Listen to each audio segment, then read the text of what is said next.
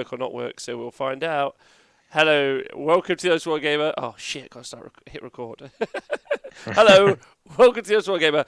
I'm your host, Rob, and my co-host today is Mr. Nathan Prescott. Hi, Nath. Hello. How are you? I'm going great. How are you? I'm doing great, thank you very much. You might, if you guys are keenly observing the studio, you'll see that I've started to migrate. That's why we're a bit late, and I've messed everything up. Migrate from point A, which is over there, so that's where I used to film, big white wall, to point B, which is here, with the idea that that bit of table is going to become a production studio in the next few weeks, I think. I did the big leap today between the two, so I'm not sure if it's working or not working. You'll have to let me know in the Twitch chat, or not let me know at all, depending on if there is anyone in the room. So yeah, I'm good. Nath, how are you doing? Doing fine, thank you. Yeah, all good. Yeah. Nothing really different from when we saw each other. Well, saw each other over the internet on the weekend. Yeah, we did see each other, didn't we? And there was a strong suspicion that you also saw some boobies, but that we can neither confirm nor deny. Sure. Good. There were boobies, yeah. I did see some boobies on the weekend. All right. So, hello everyone who's joined us live. Warmaster, Winner, Dave, Desert Sketch, El Careb, Scott B. What up? Thanks for being here. Yes, today it's not going to be the longest show because the setup has meant I haven't had the time to prep as much as I normally would. So I'm sorry about that. But there is shows literally every day now, so that should be okay, Nathan, isn't it? Yeah, that should be fine by me. Good. Also, Warmaster in the chat says, Nathan, my girlfriend asked what Nathan has stuffed in his pants today. Yes. Oh, okay. Okay, awkward. Well, before we get started, I just want to say a big thank you to everyone who is on the podcast. Stay hydrated. I want to say a big shout out to everyone on the Twitch who subscribes, and I want to say thank you to everyone that's watching on Patreon. You guys couldn't do it without you. So today we've got a couple of news articles. Obviously, we'll talk about Gargons in a moment. There's the stuff from the weekend, which obviously we covered during the big stream. Hello, yeah. Mr. Teej, a Budtastic guy. So we'll retouch base on those. General Beef, thanks for subscribing for 4 months. Soon you're going to be like a second star General Beef, I think is... General Missimo Beef. Hey, Jabs. So we've got... Today, Nathan, we're going to be talking through the stuff that we saw at the weekend. Exciting. We're going to be doing the draw for the prizes from the charity raffle that we did. Well, I don't know what it was called, but whatever. The charity giveaway. Yeah. Yeah, because we raised over $1,100 for charity, which is pretty incredible, right? Yeah, that's great. Great work done. Good stuff. Well done. You're all Generalissimos today. And then what else did we do? What are the news? Oh, I've got news of a French tournament that occurred this weekend online. Wow, an online French tournament. An online French tournament. How do you feel about that? Why didn't we go? It's so clear. I know. The travelling time, we could have really cut down on our travelling time, couldn't we? Yeah. I don't know why we could have practiced our French. We could have practiced our French. That would have been fun. And then we're going to quickly, in our sub-faction rundowns, we're going to talk about the cities of Sigmar. So, short, sharp, aggressive, probably end in tears, much like my sex life. Yes. Yeah, everybody needs some tears in their life. Everyone. Nathan, helps with a bit of lubrication. It does. Nathan, have you got any hobby done this week? No, just the bits of Gobapalooza that I managed to do whilst we were doing the stream thing. Oh, nice. On Saturday evening. I found out all of my Saurus warriors, so I started to base them up. You guys can see, I'm pretty excited about that. Mainly because I have, and I'm very proud of this, I've zenithal highlighted my salamanders. I've got 12 salamanders. They're all zenithal highlighted. And then I'm going to, later on in the week, attack them with either an air gun or a paintbrush, which I'm excited about. So I got a question for you, Twitch chat and Nathan. I want some advice. I don't want to do all 12 the same. But... So, what are your 12 salamanders? Yeah, my 12 salamanders. But I'm not the best painter, so normally I would just fucking spray them a colour or two, and pick out some stuff. So... What you reckon? Do you think I should just do them all the same, which I think would be a bit dull, or try and push myself and do like 12 different coloured ones, which I think would be fun? Or do you think that looked too manic on the table? Or squads or the other option, squads of 3, obviously. No, do each one individually, loads of different colours, like rainbows. Like rainbows. Do you want me to paint them like Louise Sugden? Yeah. She doesn't look like a rainbow, but she produces the rainbows with her brushes. Is it going to be a concept army, Rob? It won't be a concept army, no. But mainly because I don't have the skill to do those concepts. Hi, Diadrin, by the way. Tristan, Scott, Freddy. Warmaster, those are the wrong lizards, some people say. Saurus Knights. It's never Saurus Knights. 12 salamanders. Oh my god, you're an arsehole, says Desert Sketch. What the hell? That's just I've just painted up 15 Flamers of Tzeentch, and then I thought, well, I'll just do 12 salamanders, and then like I'm the rooty tooty shooty guy, fucking pew pew pew. Yeah, what do you think, Nath? Happy with that? Yeah, go for it. Whatever you want, man. Okay, so what have we decided? We decided each one individually, or squads of 3, or all the same? I think individually. Oh, fuck. I'm going to have to Google lizard colours and whatnot, and hopefully, obviously, politicians won't come up with their fucking blinky eyes. The royal family. Well, I mean, if you wanted to spray, you could spray... you want them all different colours, eh? So you'd have to use like 2 different spray cans for each one. Top and bottom, just mix them up. Yeah. I think I'm going to try and push myself and see what. You've got an airbrush, haven't you? Yeah, I have. I could do like, I don't know. Someone's saying I'll work it out. Someone says I'm a dick. Lovely. Well, we all agree with stating that. the obvious again. Thanks for Grima for subscribing, you sexy bastard. Jab says do tiger print. Hold the phone. I've just read it. But they're the Miss Miniature ones. They're also the Miss Miniature ones, and they're really fucking pretty. And I really love the models, so I actually do want to do a good job on them. If they were like just the regular toss salamanders, I'd just fucking dash them any old colour and just fucking dry brush something. But they're really nice, so I might have to do some Googling. I might watch a painting tutorial. I'm fucking excited. I'm not going to lie to you.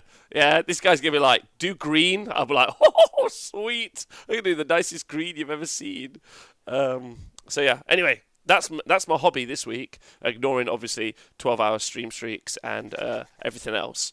But I'm just hype as fuck to play some Warhammer, Nath. Every day it gets worse. What do you think? Yeah, definitely missing out on games at the moment. Yeah. Why are you shaking in the box? Well, it's in the box is the prize draw. Oh, okay. Yeah. Do you want to do?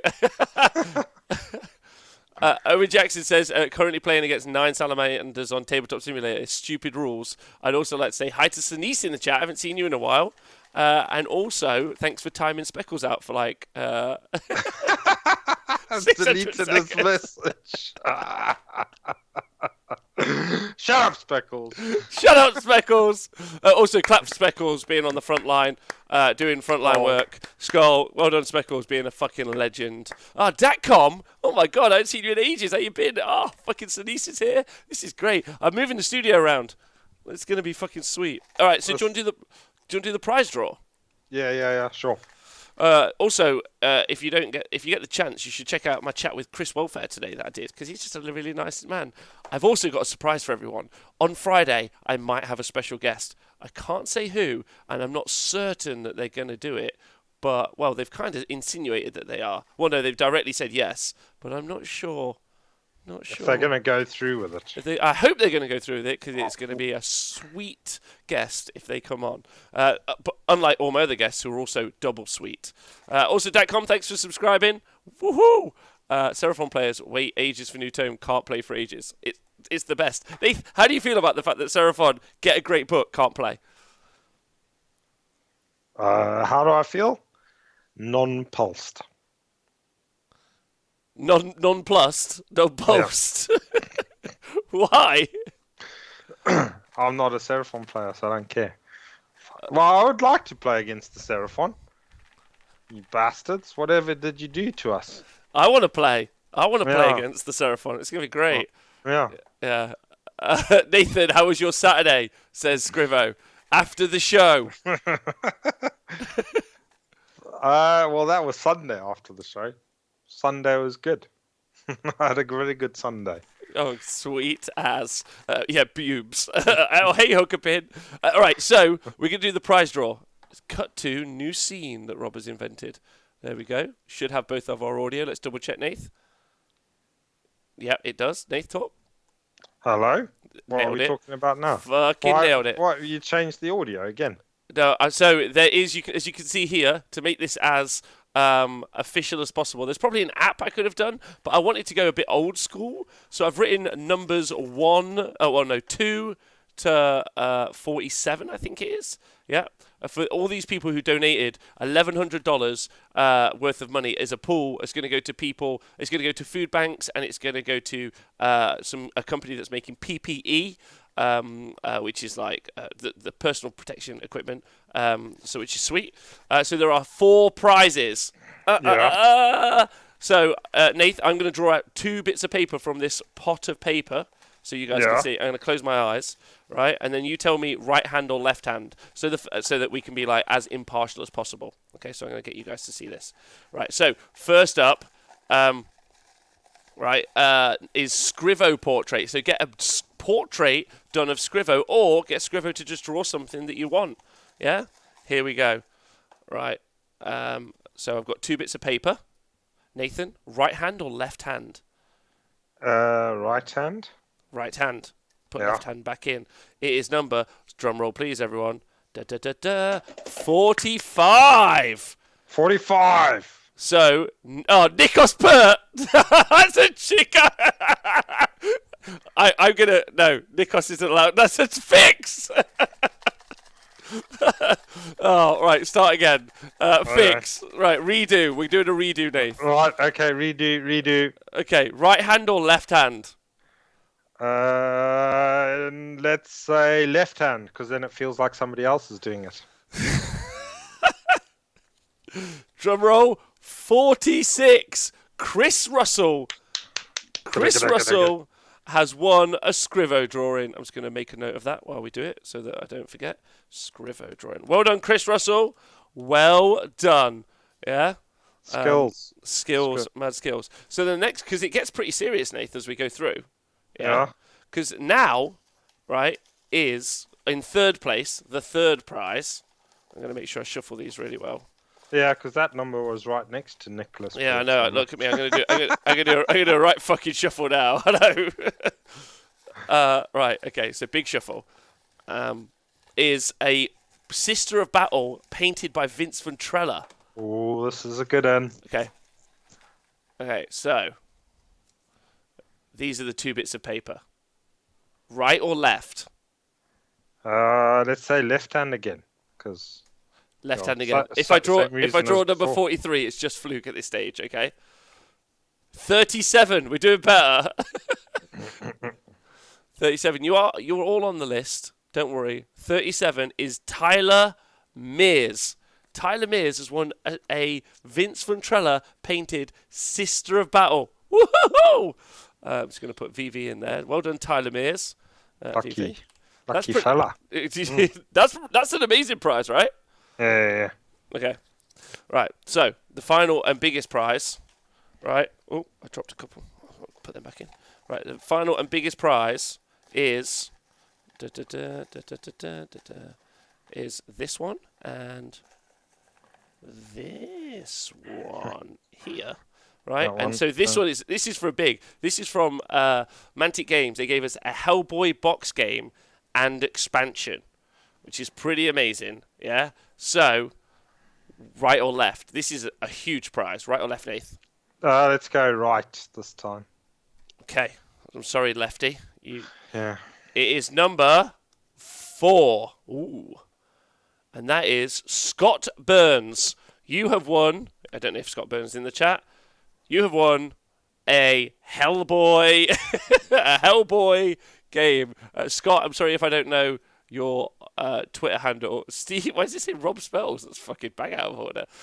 Scott B in the chat. It's me. Yeah, you've just won a Joseph. No, not that.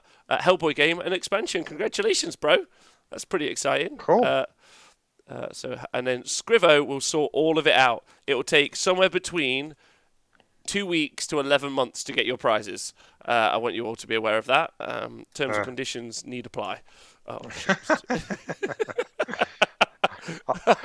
I remember that we got Tomb King Tristan in the thing. I remember when he won a thing off of Baby One.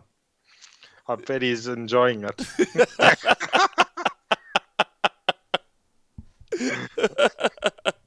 I mean, that's a pretty cool prize. So congratulations to all the winners. They're pretty great. There's also bingo, which we are going to announce tomorrow, which I think is very exciting. So well done, Scott B. Congratulations. Oh yeah, Nathan, do you want to do the prize draw for a pair of your pants, or have you decided still not to go through with it? Nobody wants my pants. Oh my God, they do. They do. Could I sponsor a pair of Nathan Prescott pants? Don't even know where I've put them. Do you want to give away a pair of pants? Last chance. I don't want to give away my pants. I've looked after them for many years, and you want me to just give them away? I've had them since I was a boy. They've got so many secrets in. Well, yeah. Okay, well, amazing. And then we're going to do bingo tomorrow. We're going to announce the winners of bingo tomorrow, which is going to be great. So well done to those guys. Super proud of you. And also just super proud of us as a community and a family for raising $1,100 for charity, which is fucking sweet as a nut. And you guys are incredible. So I couldn't have done less. I just hung out with my mates for 12 hours. So anyway. So next up in news, Nath. Well, it was for the internet, wasn't it? And that's been behaving itself?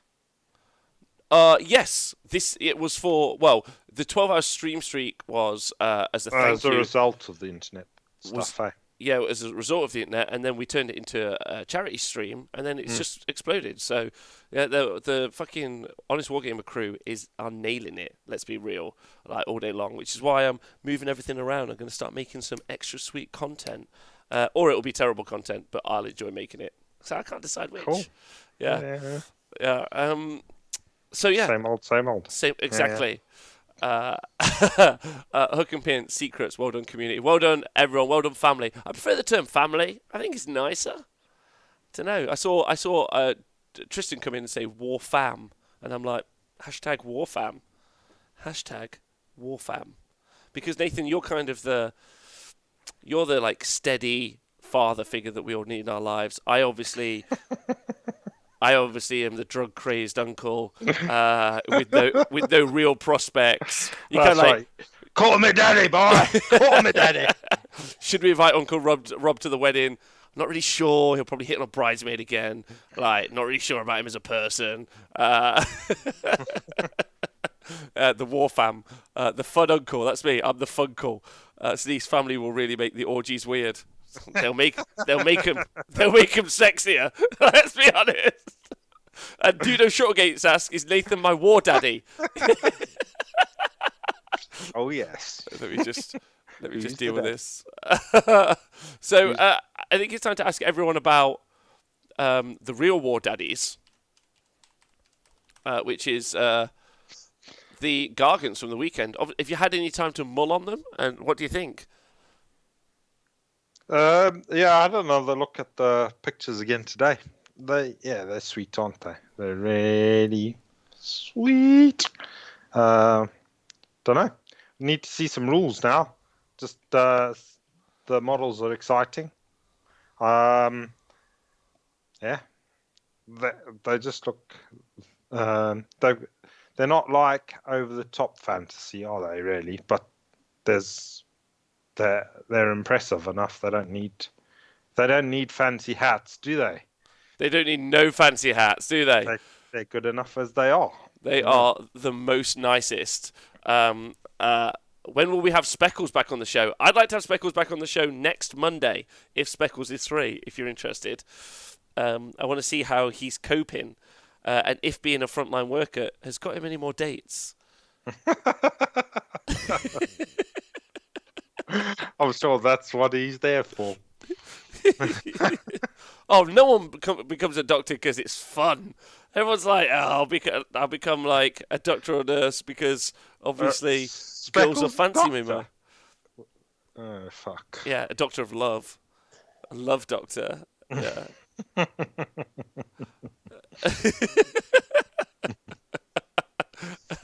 He's a juggle-argunt, a juggle-runt. So you've had no more thoughts. And Twitch chat, what do you all think about the Gargons now? You had any follow-up thoughts? Like, well, I don't know what other thoughts you could have other than they look great. And now it's just time to just wait on rules, really. I mean, you could imagine a load of rules up, but that would just be a waste of time. So I don't know when we'll get those models. Yeah. Well, me either. I think they'll cost about. I reckon they'll cost, like, someone's asking how much they cost. I think they'll cost about £100. I think they'll cost the same as an Archeon, to be honest. But I have a question, Nath, and I think this is very vital. And it's same to the Twitch chat. There are 3 Gargons. Yeah. They're big, they're strong, and they look like sensitive and emotional lovers. The real question is, which one of the 3 would be good enough to date the Troggoth princess? I think she would probably just go for all 3 of them.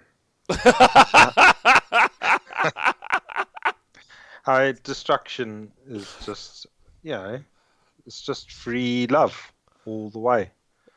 Or as much love as you can get. I mean, they've all got something to offer, haven't they? The dude with the 3 cannons brings to mind Jonathan saying, and then and there's a tentacle, and there's all sorts, isn't there? So yeah. A lot of people are saying the Kraken Eater for sure. Yeah. Yeah. I mean, they both got a sack, and he's got tentacles. So what's not to like? He's not marriage material, but the Kraken Eater will give her a good time. Oh my god, loves to dive in the dank. Oh my god. Wait, hold on. Colonel Cabby says, now they've got an uptown girl relationship going with the war cow. Oh. So you telling us that the Troggoth princess is a bit of like a dank dating lady, but they're trying to get like the upscale war mountain cow men, with the Sigors just being not really even invited to the party, I don't think. Sure. I don't know. Those guys don't look like they're very good lovers, do they? Who? What? What, the war mountain? Their legs are too short. They got no power. No power. Power comes from not the legs. From the legs. Dudes. Sorry. It's just they're just like a stony thing. So whatever. Yeah, it's just not good enough. Okay, well, I'd love, if you're listening to the podcast, I'd love to know what your answers are. A lot of people thinking the Kraken Eater, but I think you went straight in there, Nath, with probably the power play. The Troggoth princess, probably eat all 3 of them for breakfast and carry on with the day like nothing happened. So I don't think we're going to get them for a long time, which is a shame, because they seem incredibly exciting. And I have a question for you, Nath. If we were to design some Honest Wargamer large pants that you could wear outside of your trousers to occasionally stuff things down, would you wear them while playing with your Gargons? Yeah, sure. Well, I don't think you need trousers though. They just get in the way.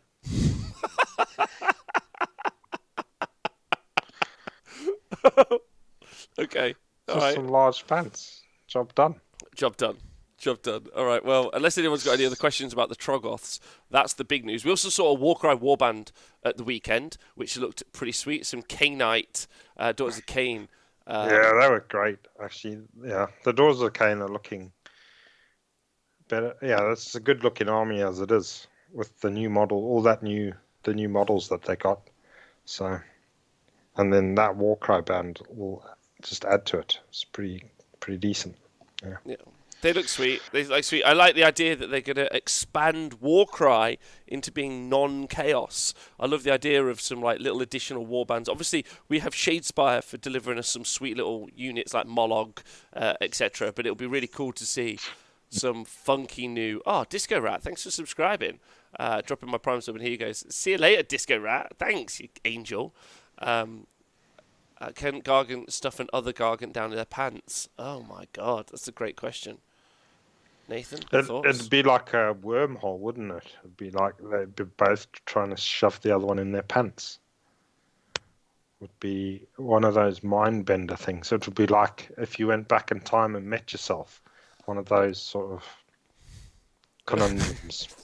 Are you telling me that a Gargant's pants is truly a time machine, or like a realm gate to the past? It's a realm gate to somewhere, but maybe not the past. But where to? Maybe to the future of your dreams.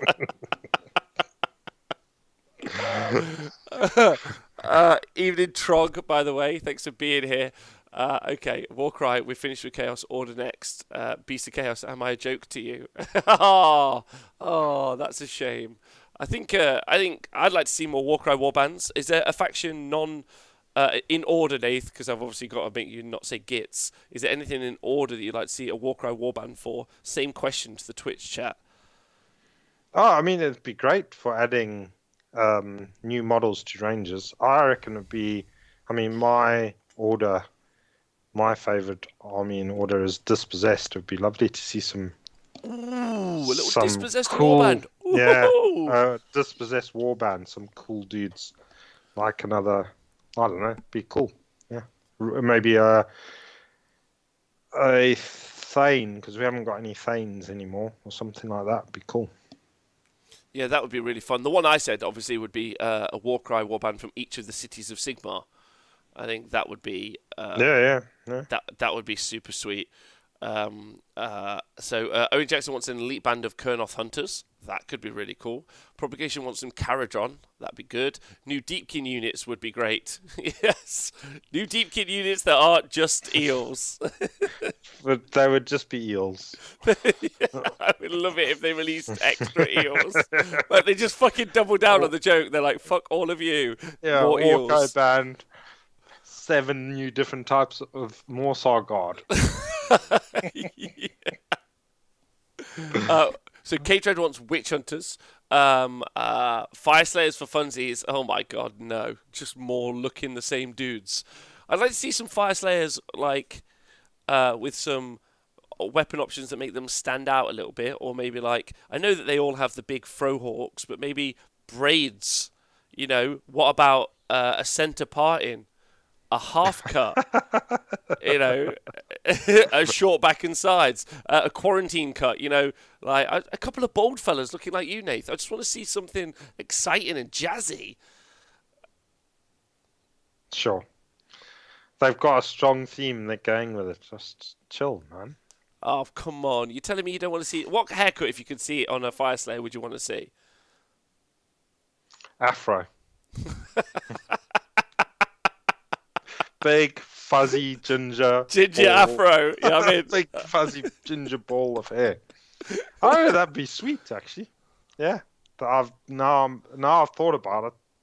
That's what we need to do. Or what about a Tiger King mullet? Oh, I don't know. What does that look like? Nathan, have you not watched Tiger King? No. Oh my god. You promise you'll watch it with me? Pass. What? It's basically Jacob and Joe's friends are in Tiger King. But I know Jacob and Joe. I don't want to know their friends. Those two are enough. Okay. that who they model their life on? On Tiger King, I think so. Effectively, yeah. Is that his name? Tiger King. What? Joe Exotic, the Tiger King. Oh, that's his name is Joe Exotic. His name is Joe Exotic, and don't you ever forget it. He's the Tiger King. He's the hero. What no one ever expected was if you took loads of meth and owned loads of tigers, that a global pandemic would shut the world down and make you the hero somehow of the story. He's not a hero. He's an awful human being, but it's a great story. Sure. Can I give you a little side bit about it? He's got 2 husbands, and neither of them are gay. Fair enough. How about this? Scarface is in there. Oh, really? The mafia. Yeah. What about this? Loads of alligators or crocodiles get killed in a fire, and all of them belong to Michael Jackson. That's not even the maddest bit. Why didn't they look after their crocodiles better? That's crap. They burnt it down because of reasons. What about... Oh, anyway. Listen, there's so many good bits about it. There's a guy who gets interviewed while having a bath. One of my plans for the Honest Wargamer is eventually for you and me to have a baths or jacuzzi style show where we just, like, you tune in, like, on a late Monday. You know, we're in the jacuzzi. Yeah, we're like, hey, welcome to this Wargamer late edition. Tonight we'll be talking about the sexual lovemaking of Gargons. Cool. That could get quite frothy in that bath. Yeah, we can do that.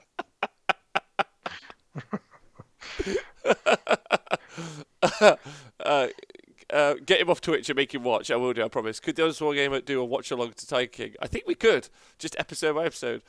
Colonel Cabby says, I tried Googling dwarf afro, immediate regret. Oh, man, that's a great Google combo. I'm in. Ginger dwarf afro. Warmaster says he wants Vince and Nathan while Nathan has a bath. I'm in it. Yeah. Right, okay. So, Warcry Warbands, Gargons, exciting. Pretty amazing reveals for Age of Sigmar, honestly. But with everything shut down, it's pretty hard. I know there's a lot of people playing Tabletop Simulator at the minute to try and get them through their day if they're not hobbying, which leads me to my next story, I think, quite nicely. Cool. If anyone's interested. And it is... What's the French Bros? These are the French Bros. So big shout out to Thundermarks for... you might have sent me everything right now, actually, in a cool little breakdown. But I might just do a more detailed breakdown on the show this week.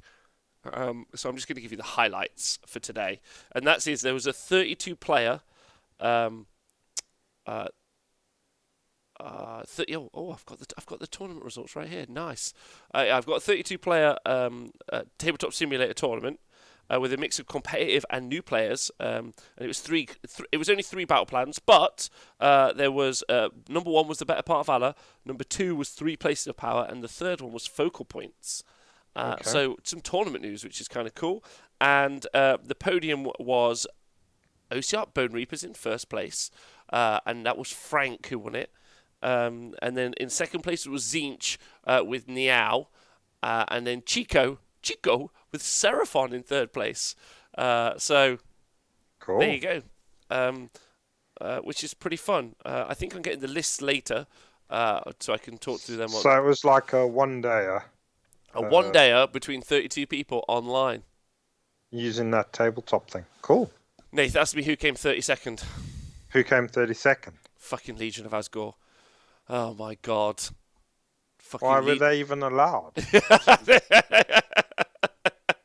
Shit. What's going on? I know, but OCR Bone Reapers winning school, Zinch and Seraphon. So, they all seem like good meta picks. It'd be interesting to have seen some of those games. Hopefully they're recorded and then I can share them online. But there we go. Yeah, that's cool, right? Mm. Yeah, that's a cool bit. Yeah, that definitely is cool. Yeah.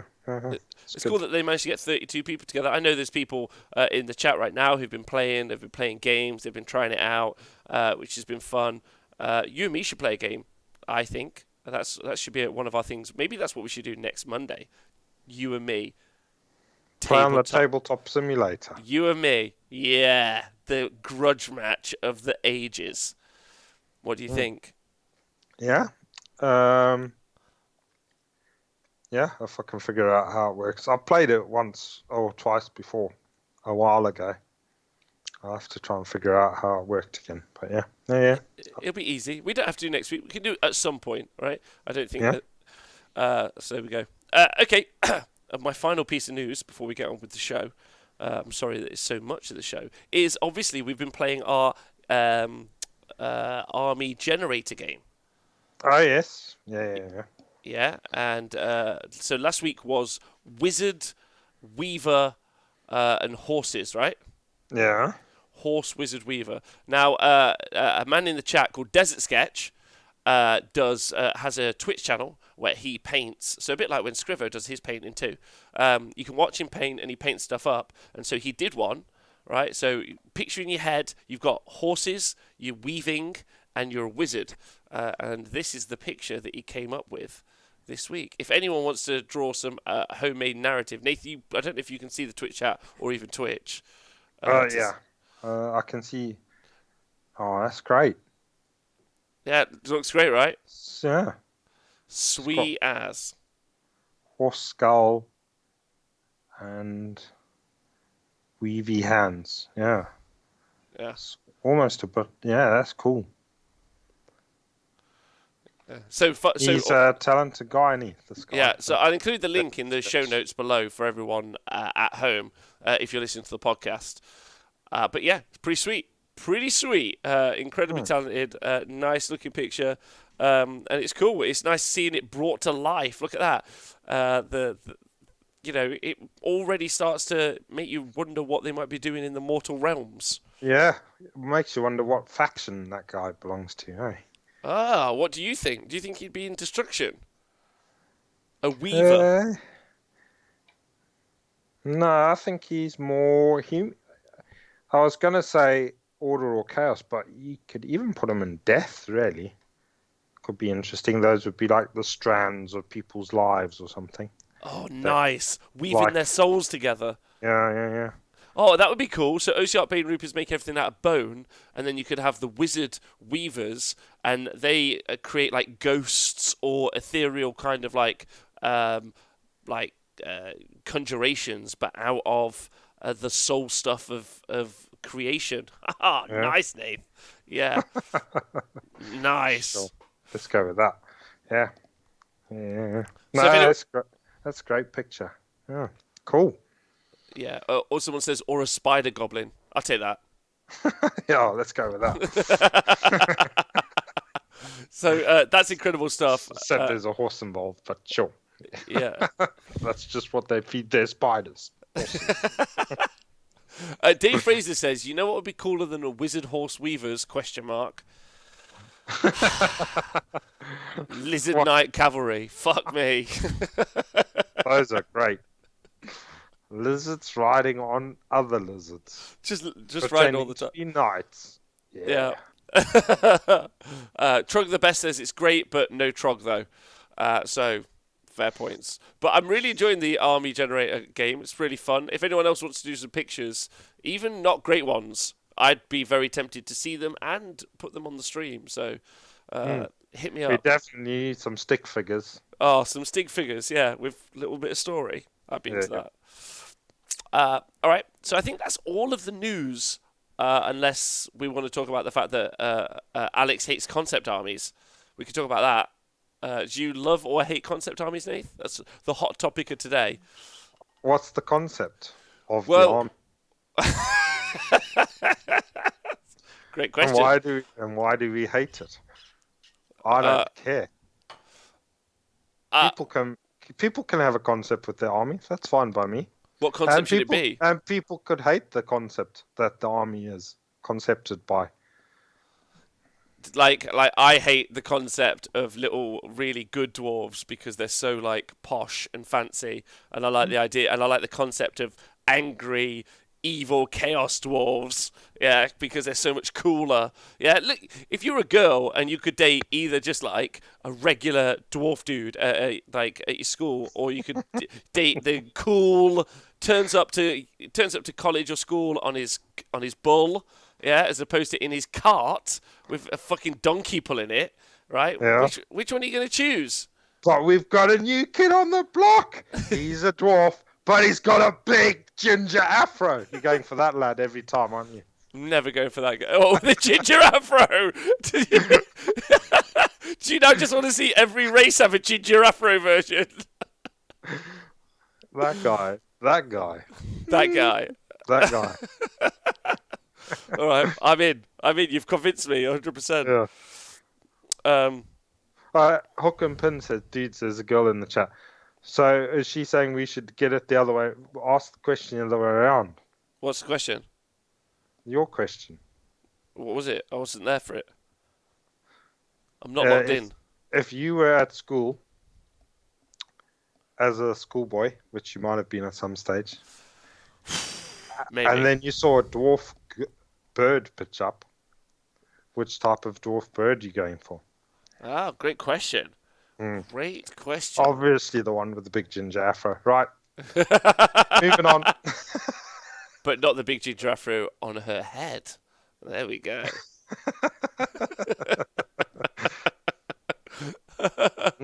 Interesting. Interesting concept. I like the concept of that. That's a great concept. Was that what he was talking about? That concept or a different concept?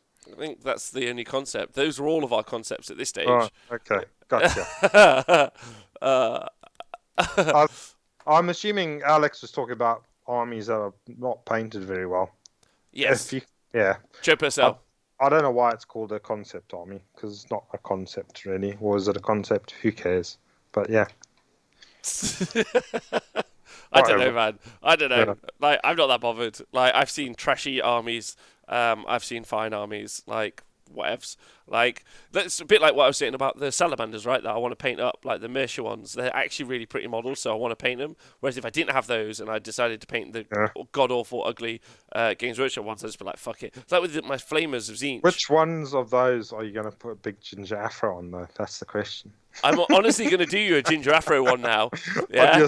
on your salamander. I'm going to have one ginger afro model in every unit in my army just to make you happy. I'm like, there's the ginger one. You'll be like, yes! Also, when we play games, that way you won't kill him and I might win games. I'm just going to shove him in my pants all the time. It's going to be the first one in there. That guy's going in!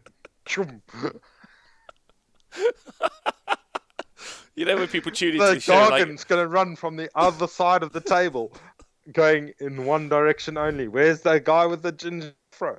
There. Oh my god. Skink handlers with ginger afros. That would be fun. It'd be hilarious. I run up to a salamander unit, ignore the salamander, shove the skink handler in my pants. Because he's ginger. Oh, okay. I'm into that completely. Right. So now we are going to do, if anyone cares today, I'll let everyone know I'm pretty tired from the 12-hour stream at the weekend, and I'm struggling today. So I apologise about that. So we're going to do the one faction today. If you're okay with that, Nath. Yeah. Yeah, great.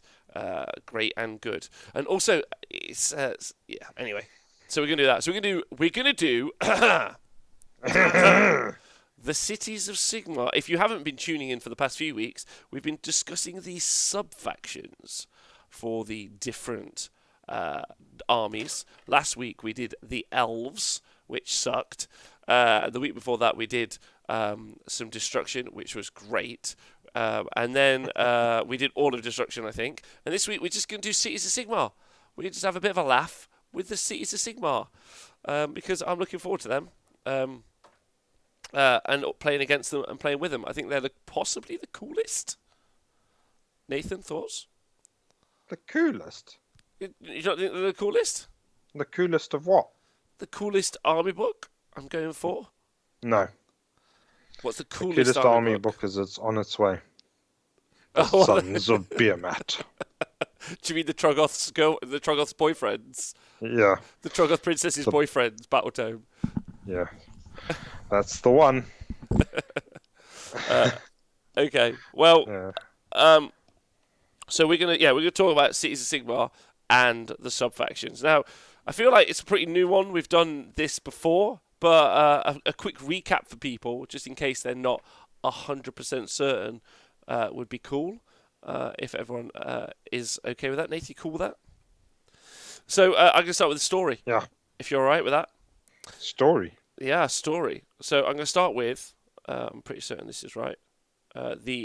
So with Hammerhall, the twin-tailed city. Story time. The twin-tailed city is a shining embodiment of the civilization that the God King wishes to forge. A realm spanning megalopolis. Is it megalopolis? Megatropolis. Yeah. Home to countless... Is there a T in there? No T. Just a No megal. T? Oh. It's megal. That seems weird. Home to countless souls, it consists of two great metropolises, or metropoli. Hammerhall Ashqua and Hammerhall Gara, linked together by the great Storm Rift Realm Gate. So it's a city in two different realms at the same time. Yeah. Which is kind of cool. And then Hammerhall is the seat of Sigmar's power in the mortal realms, a colossal urban sprawl that stretches from the fiery plains of Ashqui to the twin-sailed city that was founded many years ago. When Sigmar looked to build upon the victories he had achieved in the Realmgate Wars, he set his eyes upon the Stormrift Realmgate, an immense arcane pathway that provided passage between the realms of fire and life. The realms of fire and life are the ones we heard the most about at the beginning, obviously, of Age of Sigmar, right? Pretty much all we heard about for a while. A couple of years, we only heard about Well, we those. had, those two, but we also heard quite a bit about Shimon as well. Because that was where they recovered Galmaraz from. For old, what's-his-face, Optimus Prime. Yeah, Not the Prime. The Prime. That guy, the big Prime. Yeah. So in the Realmgate Wars, it was principally those three realms, I think. Yes.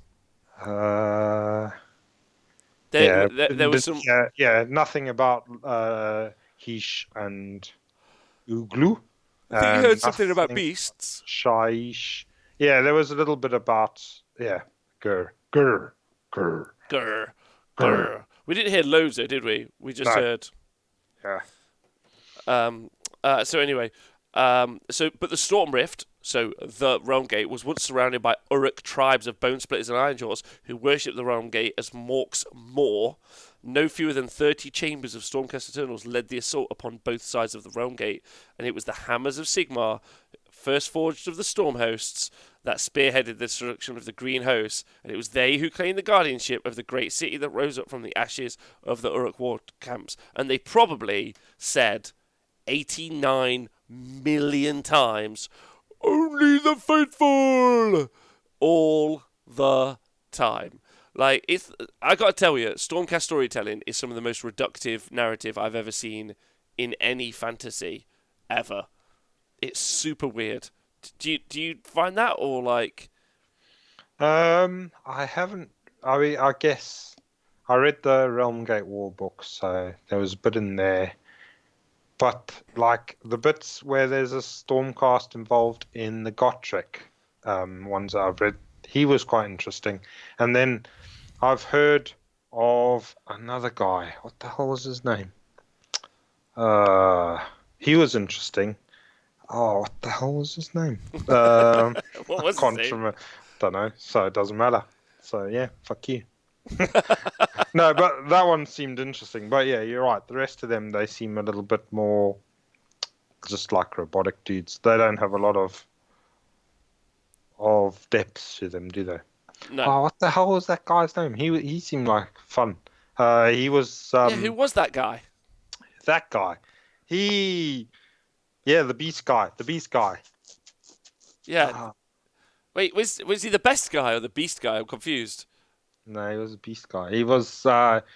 He used to have headbutting competitions with people and stuff like that. Hamilcar, that's the one.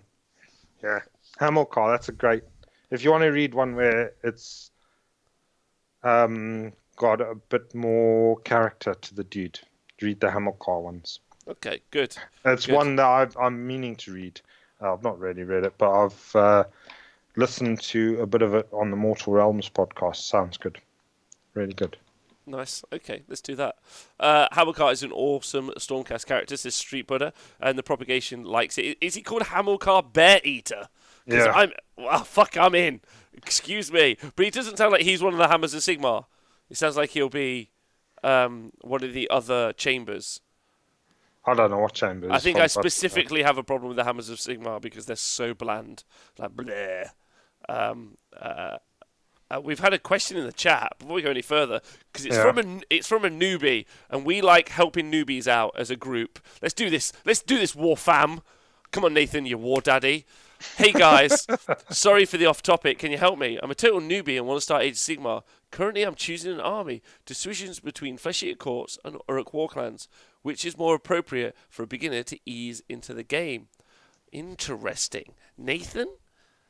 What do you think? I don't know which is better to ease into the game. I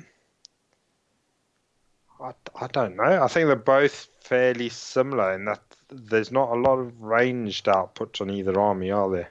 There's one does a bit of shout. I guess there's some shooty boys in the bone splitters, and then you got the screaming. I don't know which. That's a tough one. I think obviously I would choose Auric one, the War Clan book, just because I like the character. But if I was Speckles, I would choose Flesh Eater Courts because I'm a boring fuck. I actually think Flesh Eater Courts is the better option because you get a bunch of cool things. Number one, you can expand out from Flesh Eater Courts. So if you were to get a couple of the start collecting boxes, which is a great way in, you can expand out into playing Legions and Nagash because you can take some of those elements in Legions and Nagash, which is cool. You also get the access to some Endless spells, all of which are great. So you get to do some cool Endless some spell unique stuff. ones. Yeah, they've got some unique ones where the War Clans don't, do they? No, which is fun. You get a little bit of terrain, which is nice. But you're right, they don't have loads of ranged output, but you can obviously build the shooters, the screamers if you wanted to. I think we affectionately know them as the flappy twats. Yeah, I think the War Clans are probably more competitive and probably got more model range in the War Clans. Agreed. So you got more variety of lists, probably. I'd agree with that as well. But they're not terribly. I don't think there's much in it either. I think you should just decide which one you want, which one you like the look of better, really. Yeah, I mean, I don't think there's. Yeah, I wouldn't say there's loads in it either. Orcs for Days, thanks for subscribing, baby. Fuck you, Nathan. My Terrorgeists are friendly, says Speckles. Dave Fraser reckons for FEC, it only requires a lower outlay of spondoolies, which I think is great. Warmaster says Uruk War Clans, more model range and options to build a variant with models. Grubder thinks both are good choices. Mr. T said, I would say that FEC are better race, but War Clans are easier to play.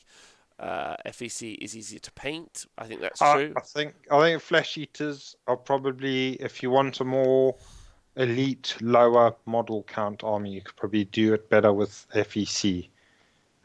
Whereas the War Clans would be bigger blocks of dudes, probably either Savage Orcs or Art Boys, backed up. You'd have a mixture of elite and stuff, and obviously the characters are very important actually in the War Clans, which are on FEC. But you can build a more elite. So if you want less models, you could build either like a Flayer heavy one or Terrorgeist heavy army that way. But if you like hordes, then Oryx are there. But then again, if you like hordes and you like the look of the little ghouls, you could go that way. So I think whichever one you like the look of better. And both of the narratives are great for both armies, so you've got loads of options. So I hope that helps.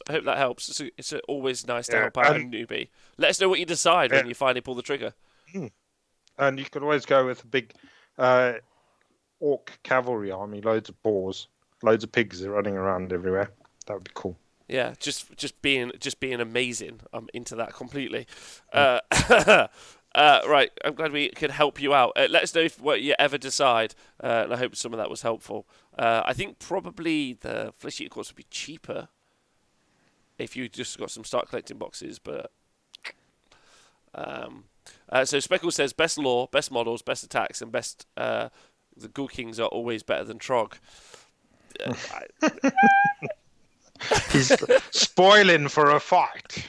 He's gonna get shoved in somebody's pants. Okay, right. Two King Tristan timed out Speckles for 600 seconds. Good. Thanks, guys. I saw that that FEC started collecting box and it looked better than Iron Jaws. Price is also important at the end. I'll come and tell you. All right. Well, good luck. Good luck. 2 Stormcasts, 2 SE Iron Jaws, and more Crusher is a good start, says Grobda. Yeah, for Uruk Warclans. Yeah. The more Crusher's great, but then so is the Terrorgeist, I guess. So yeah. I mean, only one of them has a giant orc on, though, Nath. And that's the right answer. That's the right way to do it. So Hammerhall. So Hammerhall is the first city. Hammerhall is the biggest city. Hammerhall is like a sprawling metropolis. I tell you what I'd like to see in Hammerhall. And I was having this conversation recently about the narrative in Age of Sigmar. One of the things that I'd like to see is more stories told from the perspective of just regular dudes, like, or ladies of the mortal realms, like humans. I find like Space Marines and Stormcast probably need to be less humanized than sometimes they are. And it would be cool just to see, now we've got cities and now we've got these sprawling metropoli. It would be cool to have adventures with the, did you watch... Oh, I can't remember. It was on Amazon. I've forgotten now, but there's like pixies in it with wings and fairies. I imagine you didn't watch it. I like binge watched it, so I forgot its name. And you just go straight in. But that was cool because they all had kind of like, there was like magic and there was like fantasy stuff in it, but it was really not the main point. A bit like Game of Thrones in the early seasons where there was kind of some magic, but not really. That would be a cool setting, I think, for some stories, and it would be cool to see that in Hammerhall, right? Just like occasionally a Stormcast would go by or something. Yeah, I think, but it's such a huge city. It's like crazy the size of it. It's not comparable to anything like we have. Like it's bigger than New York, and then would look miniature compared to it, the way it's described. Yeah. Right, so I'm gonna fly over to the rules for these guys now, because these are the militaristic. Oh my god, I have to go so far for the rules for these guys. Hold on. In fact, actually, I might not do it this way. Neath, freestyle for me while I go and find the rules. The rules? Yeah. I've got some rules. Do you want me to read a few rules? Yeah, okay. Yeah, so the City of the Two Realms. So the Amaral army can be either from Ashqui or Garan. So that comes into bear when you're picking artifacts, really. So there we go. Ashqui or Garan. And then, because all of the cities have to be from the realm that they're from. So these can be from either one or the other, not from both. The banners held high is their next ability. So the banners of the Hammerhallian regiments are heirloom artifacts, stitched with the golden thread and resonant with proud martial history. At the start of your hero phase, roll a dice for each friendly Hammerhall unit. That includes any standard bearers. And on a 6-up, you get a command point. So that's quite nice, that is. So you've got a chance of generating quite a few command points there. Yeah, especially when they've got a genuinely decent command abilities. Yeah. So command points are gold. Oh, it's really worth it. Even if you're just using it on the basic overarching command abilities, they're just good. So, and then Magister of Amaral. Aventus Firestrike as the office of Magister of Amaral and speaks with the authority of Sigmar. Sorry. Yeah. Amaral. Yeah. No H's. Amaral. No, H's are for girls. Sorry, hook and pin.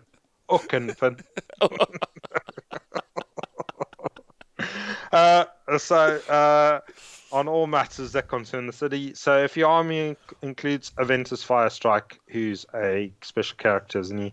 And he is your general. At the start of your first hero phase, you get an extra command point. So I don't think that'll come into play very often, because isn't he a bit of a... He's not that good, is he, old Aventus? No, not in this army anyway. No. The Pride of Amaral. Amaral. Soldiers of Amaral would gladly die rather than dishonor their beloved city. So you do not take battle shocks tests for Amaral units that are wholly within your territory. Oh, that's great. Yeah, I'd forgotten about that one. That's really good. Well, we saw this. We saw Simon use this so well and effectively at CanCon, right, where he had his Phoenix Guard in his territory, so they're immune to battle shock, which is obviously really good, especially for holding objectives. Yeah. Because on certain missions, specifically focal points, the territories are just two halves of the board. So being immune to battle shock on 50% of the board is great. Yeah. That's really good. That's really cool ability. Then command ability, so righteous purpose. All the warriors of the twin-tailed city believe their righteous duty to cleanse the realms, and an eloquent commander can stir this pride with devastating effect. So you can use this command ability at the end of the combat phase. If you do so, pick one friendly Amaral unit that is wholly within the enemy territory, wholly within 12 of an Amaral hero, and with 3 of an enemy unit, and that unit can fight. The unit can not benefit from this command ability more than once per phase. So you can make a unit fight again. So that's pretty... I think that's decent command ability. It's not like over the top, because a lot of combats you'll see it'll be settled one way or the other in the first, after they've had a round of punching each other.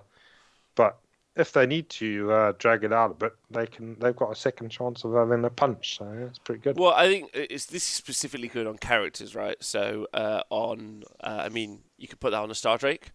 It's pretty good. Yeah. Attack twice. It's pretty good. Obviously, Celestant Prime's another good example of something that we see this taken on. So what's cool about Hammerhall is you could, I'm pretty certain you could do this multiple times. So you could just go very hero heavy, Star Drake, Celestant Prime, or a Phoenix if you want Anointed Assyrian on Phoenix, either one, and just attack twice. Just go wild. Just go especially if you generate all those CPs and just be like, woof, 4 big characters. They're all attacking, and then there's just some other fellas at the back, and just go pure hero hammer, which would be quite fun. Yeah. That's that. It sounds like a good build for that, because you just got your blocks of dudes stood in your own territory, immune to battle shock, so they don't need heroes there to babysit them, and then the heroes can bugger off to the other side and go and dish out the pain, and then that's it. Yeah. The House of Pain. And I think the Prime is great for that, because he can just deep strike in, can't he? So yeah.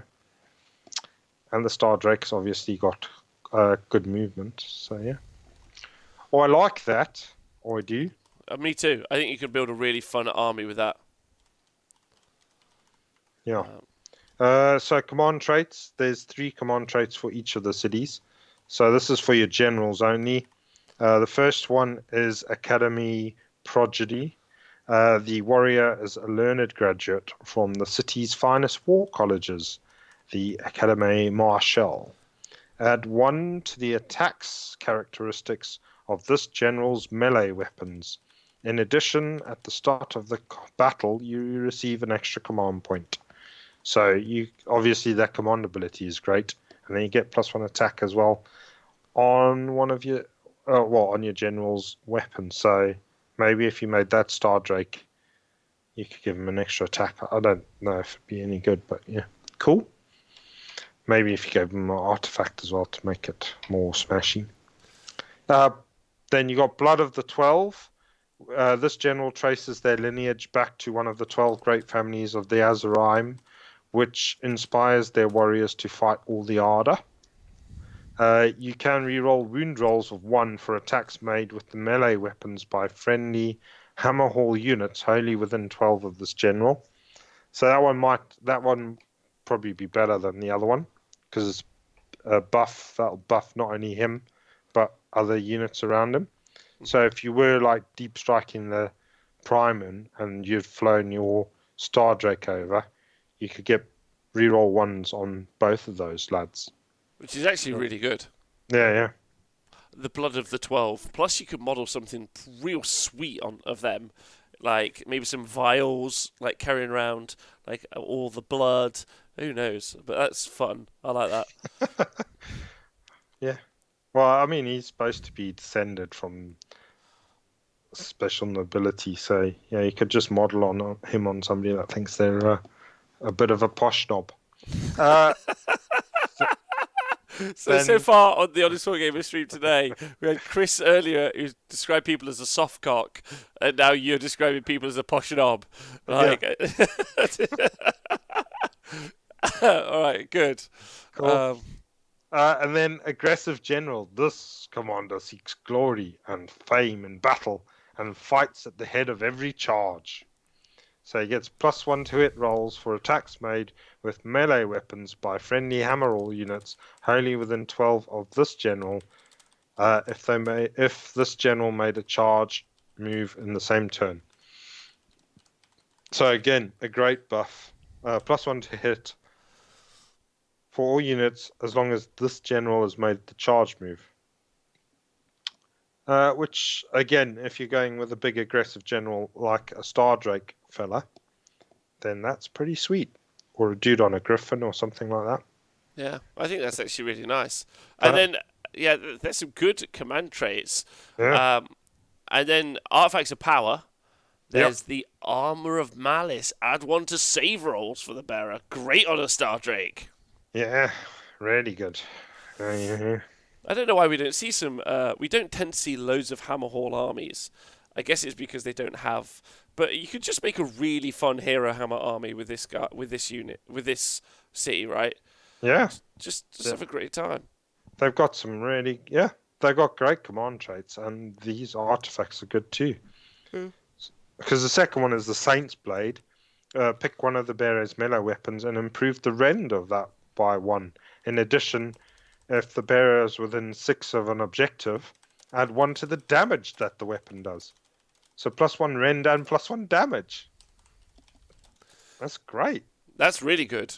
That's super strong. And as the guys in the chat are saying, put that on a Knight Questor. I really like the idea of just building the most aggressive Knight Questor you've ever seen.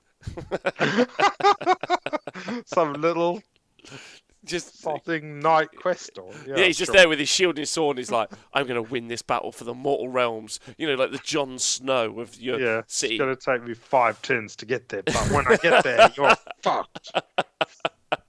Yeah, I'm into that. Loads. That'd be fun. The last one is the Twinstone Gem. Oh, no, it's just called the Gem. Twinstone. It's a gem imbued with fire and life. Use the artifact in each of your hero phases. If you do so, pick either its Ashqui aspect or its Garan aspect. The Ashqui aspect means that until the start of your next hero phase, you get +1 to hit for the attacks you make with melee weapons by friendly Hammerhall units within 12 of the bearer. So you get +1 to hit bubble. That's great. And then the Garan aspect, roll 1 dice for each friendly Hammerhall unit wholly within 12 on the bearer. On a 4-up, you can heal up to D3 wounds allocated to that unit. That's also great. They're all good. Yeah, it's not bad, especially if you went for that hero heavy with the twin stones. Yeah. Yeah. You get +2 to hit in a bubble. Yeah, that'd be great. And then spell lore, you've got Wings of Fire, which is cast on 6. Pick a friendly unit within visible to the caster, add 1 to run and charge rolls to that unit, and it can fly. Oh my god, the Knight Questor with the Wings of Fire. Yeah. Yeah, I love that. I want that. Then you got Cinder Cloud, cast on 7, start next hero phase, subtract 1 for the attacks that target a friendly units wholly within 9 inches of the caster. Right, which is, if you took that on like a big hero wizard, if you wanted to do that and run that forward, I don't know what the most offensive. I tell you what, the Mukau, the Stormcast Mukau is a good. Is not too bad in a fight. The not Aventis Firestrike, the other version. Okay, yeah. Lord Arcanum on Toralon isn't awful and is a 2-cast wizard. Oh, so you could cast that and then fly over and make like the Stormcast dude, the Prime and stuff like that. Yeah, because he's got 4 attacks, hits on 3s, wounds on 3s, rend 1 d3 damage, moves 14 inches, and it's a 2-inch range. And then 3 attacks, 3s, rend 1, 2 damage. So it's not like the most outputty monster you've ever seen, but it's also not crazy expensive. It's a 2-cast wizard with 10 wounds with a 3-up save. So if you wanted to, you obviously could do +1 save from the artifact to power. Yeah. And then you could do +1 attack or whatever. But you could make this guy pile an attack twice, which would be fun. Yeah. And then you also get to do a thing where at the end of your movement phase, you can pick one enemy unit that has any models that this model passed across. You can add one to hit rolls for attacks made with missile weapons used by friendly Stormcast Eternal units that target this unit at the same turn, which is great for ballistas. If you had some ballistas in your army with some long-range threat. And then he's got the ability to do some healing with the Cycle of Storm. Roll dice for each enemy within an inch of a model after it takes a charge move. So on the charge, you do a mortal wound. You've got Spirit Flasks. Anyway, you could just do loads, is what I'm trying to say. He's got some spells, but not bad option. And like, it's not the best model in the game, but it would be cool to see things like a Star Drake and that guy. And then you'd be able to cast the Cinder Cloud, so -1 to hit around you in a bubble would be sweet. Yeah. It's really good. Cool. See you later, War Master. Fuck you, buddy. There we go. Yeah, Cinder Cloud's good. And then the last one is the Twin-tailed Comet. Cast on a 7. Pick one enemy unit within 18 visible, and that unit takes D3 mortal wounds. If the unit has 10 or more models, though, it takes D6 mortal wounds instead. So, that's quite a tasty little magic missile, basically. But, yeah. Three decent spells there. Okay. Yeah, well, I'm into them. I don't know what everyone else thinks, but has anyone in the chat ran a Hammerhall army? I like it. I think it's good. I think it's a strong city.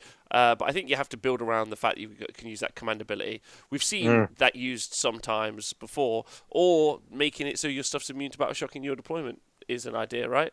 Yeah. It's got you've definitely got options there, haven't you? You have. Yeah. So yeah, I'm surprised we don't see more Hammerhall actually as well. Oh, Pa's in the chat. What up, Pa? He says solid city. I agree with that. All right. I'm going to read the story for the next one. You ready? Yeah. The Living City. Raised by Lady Alarielle. Oh, she always be called Lady Alarielle. I didn't know that. The Everqueen, from the stone and iron oak of the Jade Kingdoms, the Living City is a natural bulwark against the savage powers of the realms. A mighty woodland city ringed by thorn-studded towers and walls of choking vines. The Living City is a monument to the restored alliance between Sigmar and Lady Alarielle, radiant goddess of nature. It was the Everqueen's armies, along with several warrior chambers of Gargons and Hallow Knights, that scoured the Skaven of Clan Morbidus from the surrounding forest and cleared the ground for the city's birth. Summoning the magical currents of Garan to shape the trees and stones around her, the Everqueen raised the boughs of the Everspring Swath and forming ramparts and walls of living thorn, a great canopy districts and winding oaken pathways. That's a big project. Nath, you're a builder. Like, imagine just in your head you could grow trees and like walkways and the whole thing. You would still want to do some planning, right? You'd want to do some sketches at least. Yeah, or you could just grow it. Just see how it grows. Do you think that's what someone asked her halfway through? Like, Lady L'Oreal, how's it going? She's like, I'm just seeing how it's growing. Yeah, just see how it's growing. Might need to do a bit of topiary here, but hey ho. In recognition of the God King's service to her people, Alarielle granted sanctuary to all free peoples within the verdant walls of the living city and allowed the construction of the oaken spire at its heart. This immense storm keep would become the foremost stronghold of the Grand Guard, sworn protectors of the Jade Kingdoms, who Nice. regard the Everqueen with the almost same reverence they grant their liege lord Sigmar. The Hallowed Knights also have a minor stormkeep here and are equally influential in the city's military decision-making. In addition to these Sigmarite forces, several glades of Sylvaneth maintain war groves within the city proper. The Oakenbrow in particular are well represented as the most prolific and even-tempered of Alarielle's children. So it's quite a cool story, right? It's half Tree City, and it is, of course, half Stormcast Keep. What do you think of that? Yeah. Nice story, bro. Or sister, or whoever made it happen. Yeah, good story. Nice. Do you think when people are attacking the city, they're like, "Oh, this is going to be tough"? Yeah. Yeah, I reckon they think that. Also, that's a question. Virulent asks, can't imagine how many gardeners had to be hired and how much it costs every year to have the gardeners. But also, like, can you garden? Like, if you start pruning some bushes, are you going to have murdered one of Alarielle's children or something? You're going to have to be pretty cautious about who you approach. Yeah, you probably don't want to cut it down, but I'm sure you're okay trimming it a bit. It's just like giving a haircut or something. So you're saying that we need to make sure all the bushes are trimmed? Yeah. Well, yeah, that's the way she likes her cities. Trimmed bushes. It's too easy. Too easy a joke. But yeah. Too easy a joke. All right, so should we talk about the rules? Yeah. Gran. So, deep in Thyria, the living city is located in the ever-spring swath, deep amidst the wilds of Thyria. A living city must come from Garan. Mm-hmm. Yes. Yeah, so you've got to have a Garanian army, right? Cool. The city wargroves, blah blah blah. A living city can include Sylvaneth units. 1 in every 4 in the army can be Sylvaneth. Those units gain the city's a Sigmar keyword and the living city's keyword. Which is quite interesting because I think some of the units become better in the cities. Apparently. Ish, I guess depends on. There's not really you get access to these command abilities, which you might think some of them might be better than some of the Sylvaneth ones. Yeah. Well, yes. Yeah, just based on their. Yeah, I agree. From what I've heard on the internet. I never believe those guys. 1 in 4 units can include Sylvaneth units while they're adding the keywords, like you said. And then 100 hidden pathways, you're able to basically put units in deep strike off the board. But when you do deploy them, they have to be wholly within 6 inches of the board edge when you deep strike them down and 9 inches away from the enemy, which is not bad, to be honest. It's nice. It's nice in an alpha striking kind of environment. Not that maybe we're in that environment, but could be. It's nice to be able to threaten coming in from the board edges, right? Yeah. It's a nice little ambush ability is always useful. And I think that's the strength of the living city. I think that's why a lot of people will take that, is because they want to make use of that ambush ability. Especially So this thing keeps messing about. And then also attuned to nature. So at the start of your hero phase, you can heal 1 wound allocated to each friendly living city unit, which is actually, that adds up quite a bit actually, especially if you do similar to what we were saying with the hammer hall guys. If you do a hero hammer type thing, and then they just start slowly picking away, healing up wounds. So I've played against a a living city army which had a big Star Drake, and they're pretty tough anyway. And then the sodding thing kept healing a wound every turn as well. Which is not easy to deal with. Yeah. Yeah, like when we get onto it in the command traits and the artifacts, you can build some crazy good monsters in this city specifically. And Yeah. it's a great opportunity to do some amazing kit bashing, right? Just like Sylvaneth the fuck out of every unit. I've got a Kurnoth Hunter riding my Star Drake, so that works. That makes sense. Yeah, definitely. Yeah. Good, especially with this command ability. So the command ability is strike them and melt away. So you use it in the shooting phase.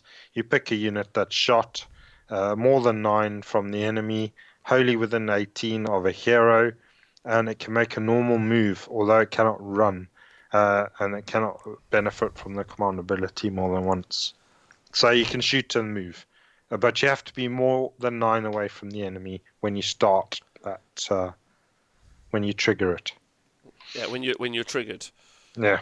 So that's pretty good, especially if, like people have pointed out, if you got a shooty dude like a Dirthu can shoot and then trundle on up, ready to run in and smash somebody in the face. Yeah, because now you're only 5 inches. I think Dirthu, you're only 4 inches away with that Dirthu because he's shot and then moved.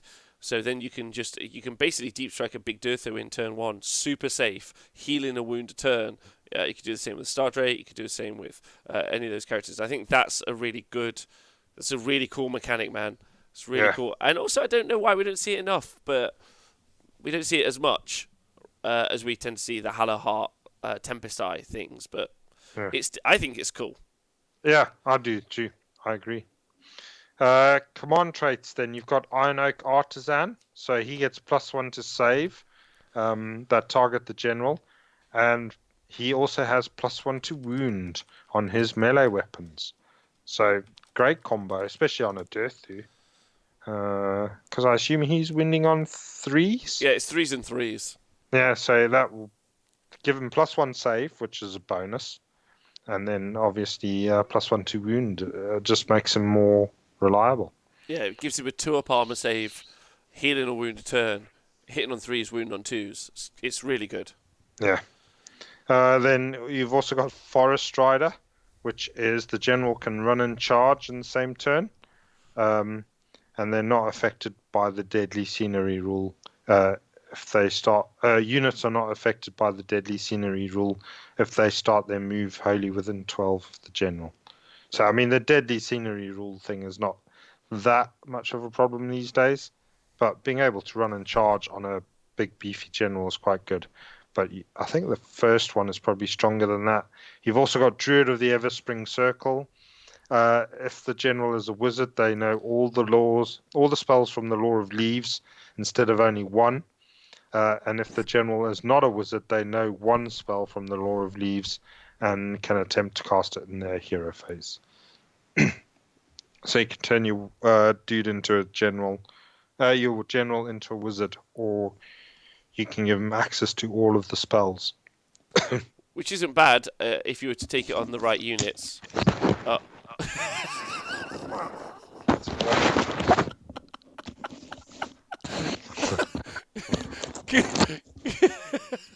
Good evening, Lee Romley. If anyone on the podcast wants to know what just happened, I think Nathan lost whatever was in his pants and it escaped. Mr. Teej also saying that the +1 to save and wound rolls on a general was great on a Frostheart Phoenix. I mean, and then healing a turn, incredibly good. Yeah, really, really good.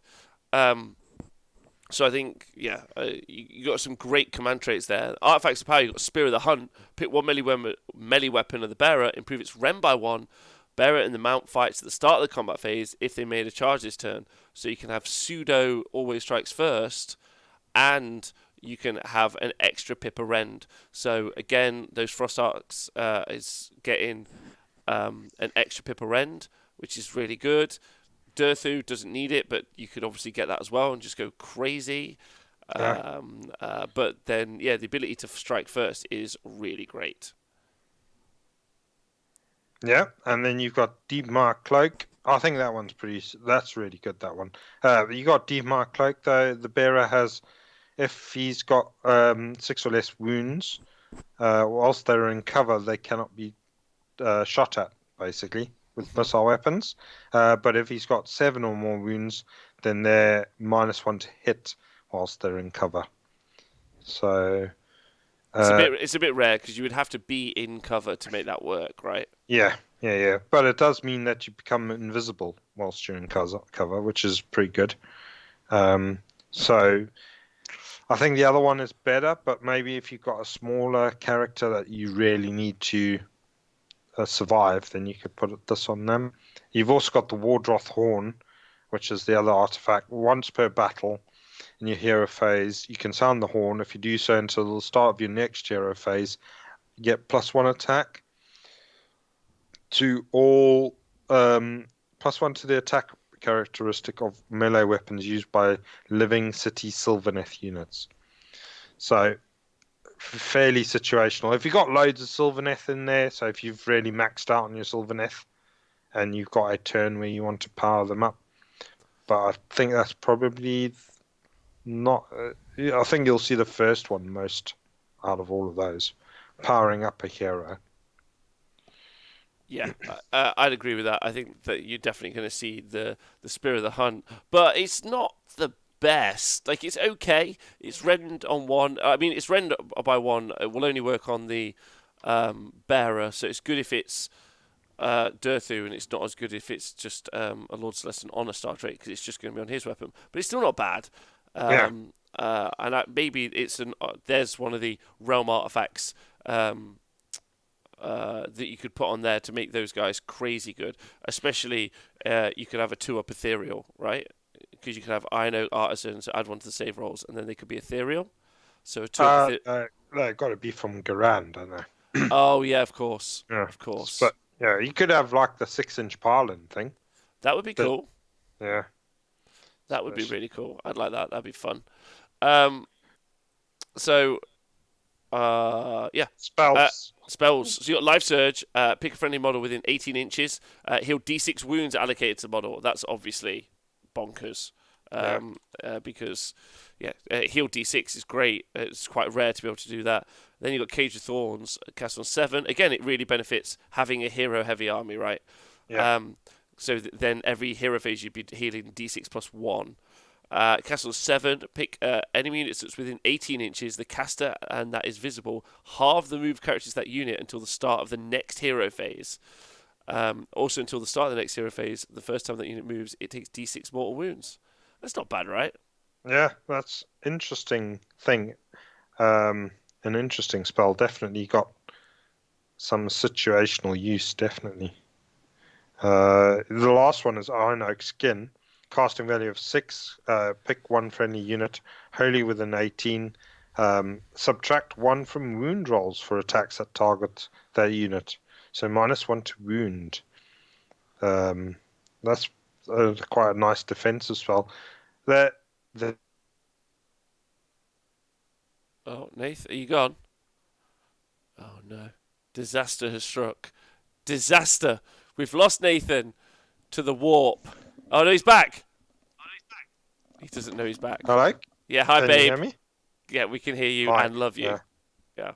Good. Yeah, so I mean, those 3 spells are not too shabby, really. So it does make the artifact where you could take all 3 of them. What's it? The Druid. It's the command trait, isn't it? Where you could, if your general is a wizard, he could take all 3 spells. So it might be interesting to take that. If you, depending on your army build, obviously, but yeah, cool. I mean, the obvious one though is to go with more the ones where you get where you're just buffing up a hero, and then just lob him in and or her in and have a go. Yeah, agreed. Oh, Zembini, thanks for subscribing. Wonka's asked a question. Wanted to ask, when a move is mentioned, is it all kinds of move, like charges, pilings, runs, etc.? And then Talil says yes. So there you go. And also, no problem. So I think it's every move, because it's not normal move, it's move. and Yeah. there's a distinction between the two in there, Nath. Yeah, if it does say normal move, then that's a move in the movement phase. But otherwise, if it just says move, then that's any type of move. So with looking at the Cage of Thorns, I assume. Yes. Yeah. So yeah, that's any type of move. So the first time it moves, so even if it piled in, then it would take the D6 mortal wounds then. And then, so what do you think of Living City overall? It's good. I've played against it, like I said, and yeah, it's a competitive list to play against, definitely. I think so. I think it's genuinely a decent. It's a decent army. I think you could do some real fun. Actually, reading through them now, like I don't hate either of those two. I think you could build some really good armies around those two like allegiances, and more so Definitely. like and I can see why people are obsessed with Cities of Sigmar armies. Then they should play it more. I think they've got some great options to battle against some of the really top end stuff, and the ability to just heal is crazy. I like that. I like that loads. Yeah. Big fan. Big fan. Anyone in the Twitch chat the same? You guys loving Living City? I think Living City is actually. It'd be nice to see more of that, to be honest. But I don't know. Yeah. Okay. All right. Nathan, you got any final thoughts on Living City?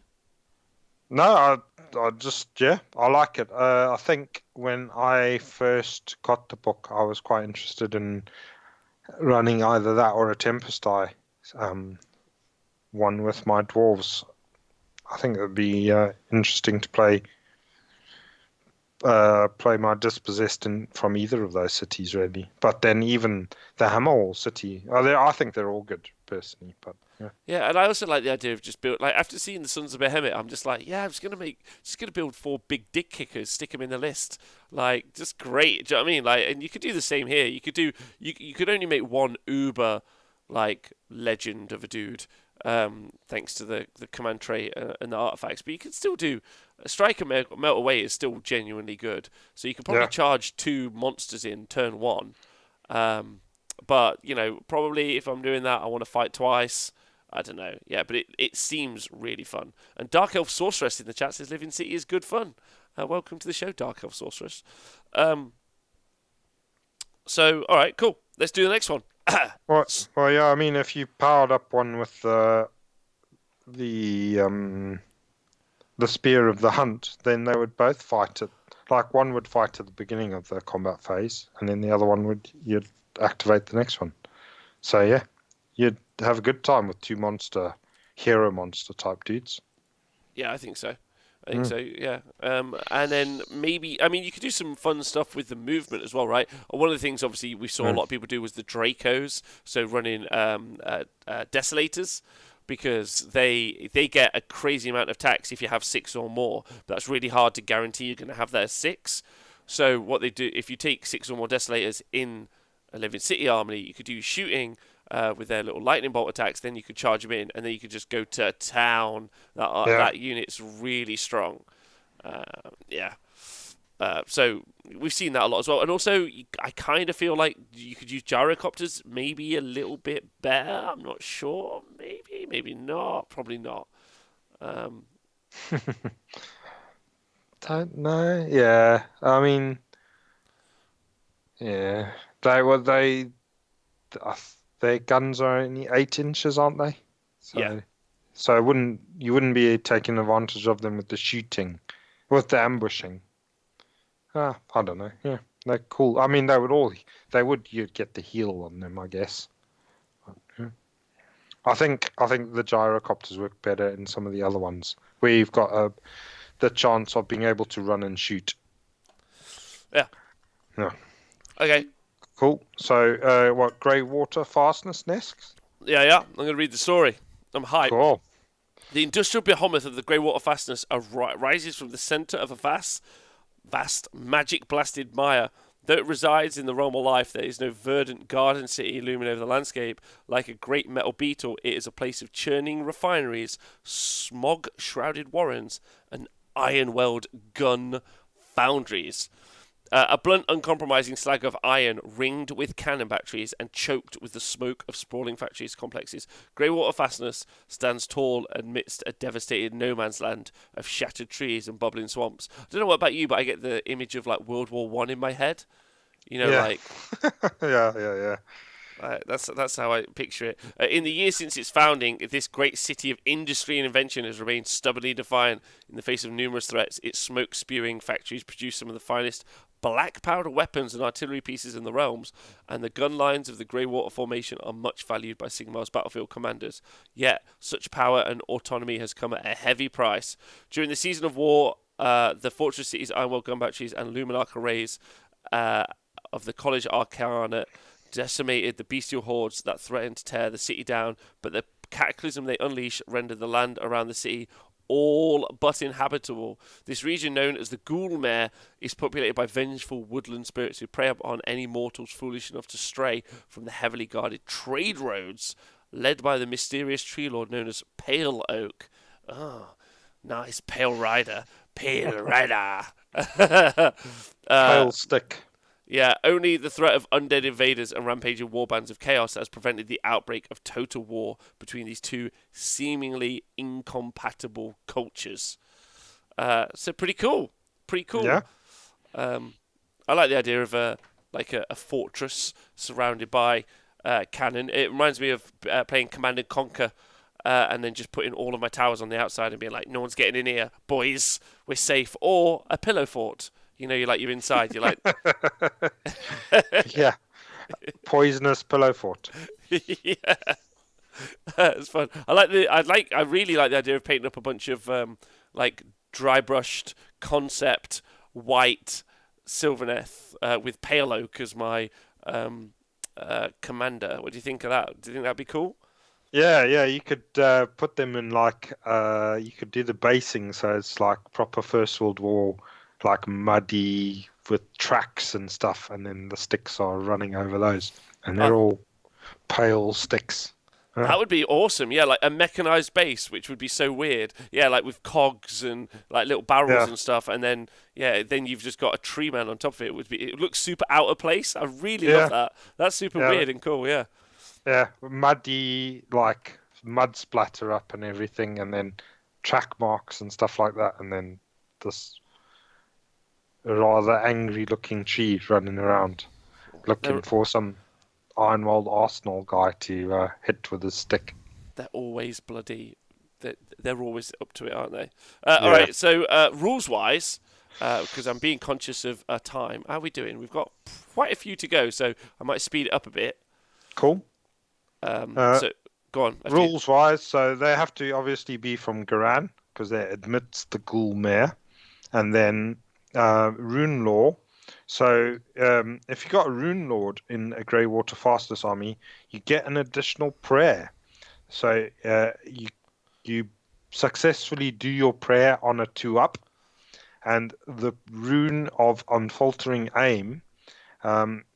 So if the prayer is answered, you pick a friendly Ironwold Arsenal War Machine unit within 3 inches of the model, and until the start of your next hero phase, they have +1 to hit. So the only ones you can take though are the rocket battery and there's only 2 that made it through. Hellblast gun. Yeah. So I don't think any of the dispossessed ones made it through. So yeah, I think it's just those 2. Yeah, I mean on the Hellblast and rocket battery, that's fine, but it really doesn't do a lot of damage. And then Hellblaster rocket battery, yeah, that's right. The organ gun that didn't make it through, but the Hellblaster did, right? Yeah. Yeah, but it has to be Ironwell Arsenal, because I kept on thinking you could take the ballista like Wonka said, but that's not Ironwell Arsenal War Machine. It's a Stormcast War Machine. How dare they? How dare they have War Machines, Nath? It's bollocks. So it would be cool if it was a ballista, but you can't. So you can't do the rune on it. It has to be an Ironwell Arsehole. And that makes no sense. Yeah. Especially as it's not even dispossessed. Could have been an organ gun or a cannon, but no. But anyway, the home of the great Ironwald Guilds, So you increased the range of Ironwald fastness arsenal weapons by 3 inches. So again, it's only those rubbish things, the rocket battery and the other thing. And you can take an extra artillery unit in your army. So again, I mean, those war machines are decent. So yeah, they are. If you like them, then you probably want to stick them in the city. You also have salvo fire. So it's command ability that you get. You pick a Greywater fastness, free guild handgunners unit, or Iron Drakes unit, wholly within 12 of the hero, and they get +1 to hit on their missile weapons until the end of that shooting phase. You can only do it once per turn on per unit. So +1 to hit on your handgunners, who I think most of the time are hitting on 2s anyway. So probably not much use on them, but quite good on the Iron Drakes. So Yes, I think the idea. So friendly grey water missile attacks have maximum range increased by 3. In pitch battles, it can include an additional artillery unit. I think it works on Iron Drakes. It works also on gyrocopters, right? Like on their. yeah, they're yeah. So yeah, whoop, they're stupid lead. Yeah, I forgot they're also arsehole units, aren't they? So that's great. Yeah. Gyrocopters and gyrobombers +3 on the steam gunners, great. And does that mean you'd also be? Are they a war machine? Yes, they are. So you'd be able to. They still are. They used to be. I'm pretty sure they still are. Yeah. So you could also do. You could also give them +1 to hit as well. So the steam guns would be going crazy. Yeah. Yeah, that's a good shout. That is. Yeah. Yeah. Well, it's Chris in the chat who's brought it up. I think that's really fun. 11-inch range as well. And if you know how the steam guns work on gyrocopters, they're particularly good against clearing hordes. So giving them +1 to hit and being able to do it from 11 inches is really good. Yeah. Yeah. Oh, Kylo M, thanks for hosting us, you gangster. That's cool. Yeah, I don't know what that means, but you're great, Kylo M. Okay. Yeah, I'm a bit happier about that rune law now. You can put it on helicopters. Yes. Yeah. Good. Yeah. That's great. Yeah. Yeah. So yeah, definitely. I hadn't thought about the helicopters, so that's great. Yeah. And then you got the command ability, right? Use his shooting phase, pick a friendly grey water fastness, free guild handgunners, or Iron Drakes unit wholly within 12 of the hero. Add 1 to the hit rolls for missile attacks made by that unit until the end of the phase, which is also really good. So +3-inch range, +1 to hit. No, the +3-inch range is only on war machines. So, and then this is +1 to hit is only on handgunners or Iron Drakes. And you would probably put them on Iron Drakes, wouldn't you? Yeah, because the handgunners get buffs to hit anyway if they don't move. I guess you could put it on them as well. So they get +1 to hit if there's 10 or more. And they haven't moved. So they could get +2 and they hit on. So yeah. That would be good. Depends if you've got a Hurricaneum, then you could get them. Yeah, you probably wouldn't bother, but yeah, I'm in. Sounds good. Good. Yeah. All right, I'm into that. Yeah, because you could just add a Hurricaneum into the army, right? That works. Yeah, you would have thought a Hurricaneum would be if you're going with a shooting army, you're probably going to see a Hurricaneum because that buff +1 to hit bubble is great. Okay. Then next up, you've got a command trait: seat on the council. If this general's on the battlefield, roll dice in your hero phase, get a CP. There's Drill Master, which is reroll hit rolls of 1 for friendly missile weapons attacks made by units wholly within 12 of this general, as long as the general is more than 3 inches from enemy units. And then there's Ghoulmare Ranger, friendly units wholly within 12 inches of the general can run and still shoot in the same turn. So they all do different things, but the number 2 and 3 sound like that they have a bigger impact on your army build. Definitely, yeah. So yeah, exactly. Rerolling hits of 1 for free in a big 12-inch bubble. So if you got a gun line, that's useful. Running and shooting just means your general has to keep up with your running gun line. Obviously, that increases the range. So really good on your Iron Drakes and guys like that. That would be sweet. Yeah, I agree with that. Yeah, I like the Ranger one. It's cool. Then you've got the Ranger one is the one for me. Friendly units running, hold within 12 inches, the general can run and still shoot later in the same turn. Yeah, I'm into that. Yeah, especially like we said, if you do it on those gyros, run because they can go pretty fast anyway. Yeah, your general will have to really run to keep up with them, or does he do it when they start there? Well, it's his command trait in now. your shooting phase, so no. Just so have you'd have to have run with them. Let's have a fast dude.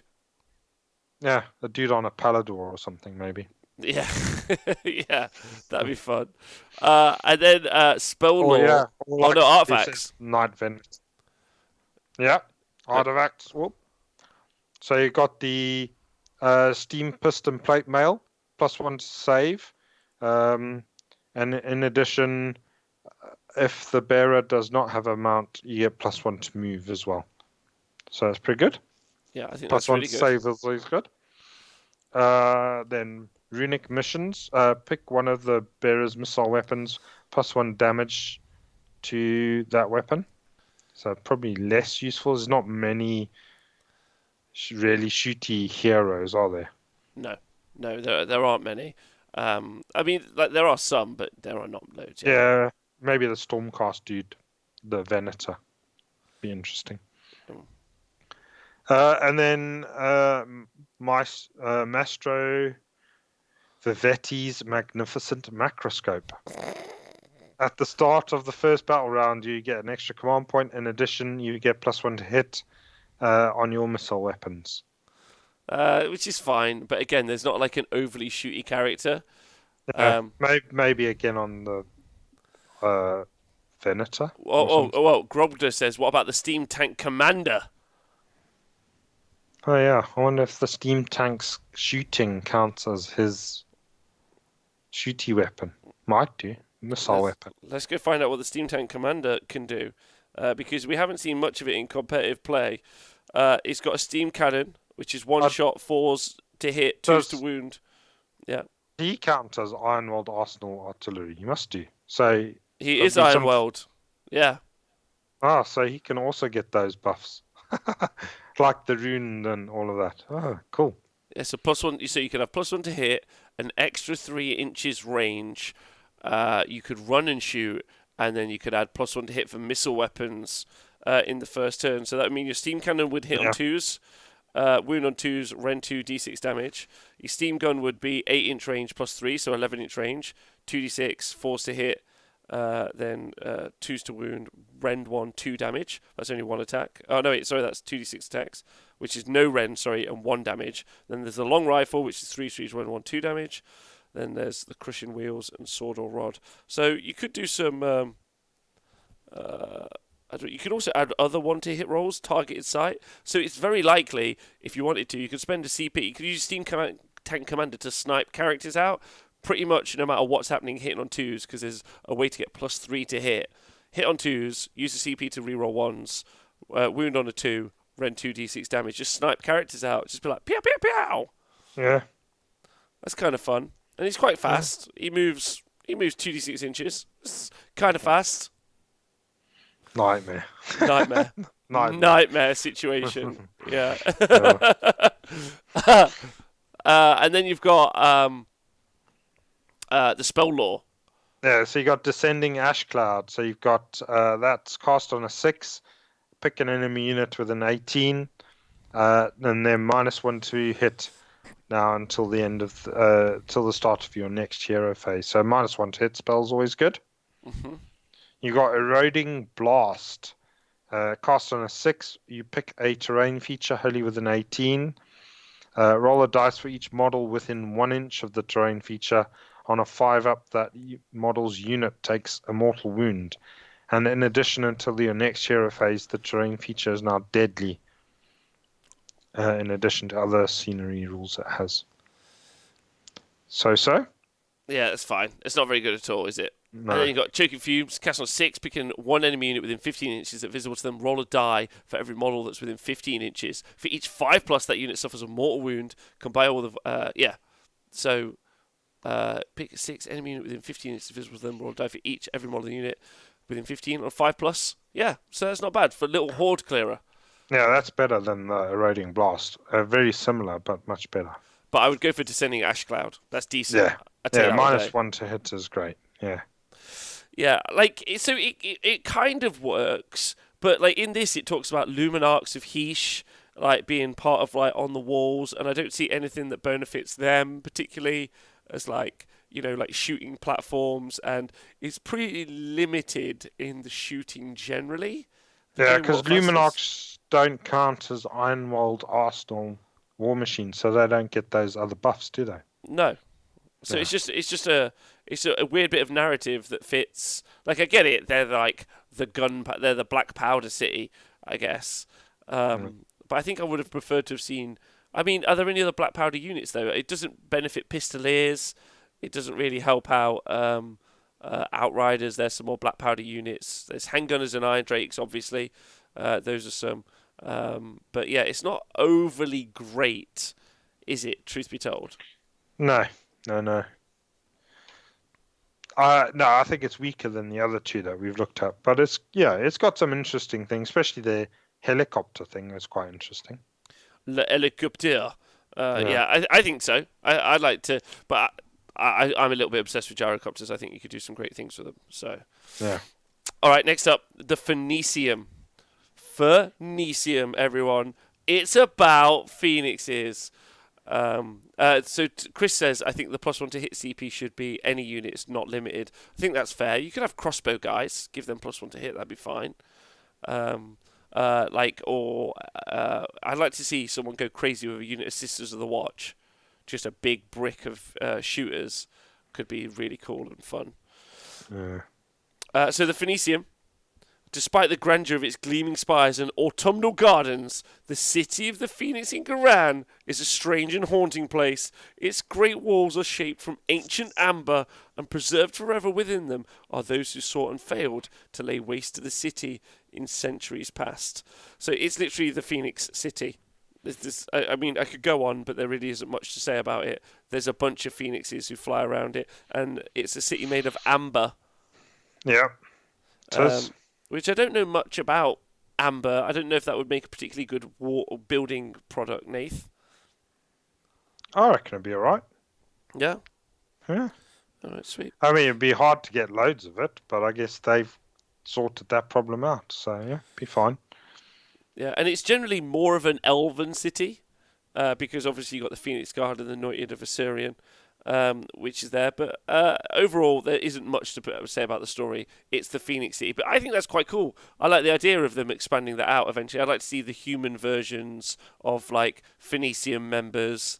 I think that would be real sweet. I'd like to see the Dwarven Phoenix dudes, which would just be like, you know, like, I'd like to see Iron Blasters, not Iron Blasters, Iron Drakes, but with little wings, Nath, like the Mechanicus dudes.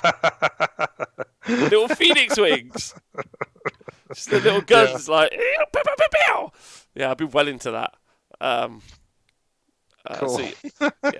Does anyone like the story? Multiple flagellant bombs and indiscriminate endless spell killing them off while you're crashing enemies with self-debuff bravery to explain what words of life. I'm not sure what Talil's talking about. Something, I think. Cage-Red Amber is fossilized wood sap. Yeah. I did not know that. So this is the Elven City, Nathan, apparently with practical hats. Yeah, sort of silly cow hats or whatever they are. Cool. Yeah. So, Phoenicium, obviously your army has to come from Garan. Yeah. Because it's at the foot of the Krogima mountain, whatever. That's a crazy mountain. And then Vengeful Revenants. So you get +1 to hit and wound for attacks made with melee weapons by Phoenician units if any Phoenician units have been destroyed in the same phase. So getting +1 to hit and wound is great, obviously, but you have to make something special happen if you want that to to take advantage of that, definitely.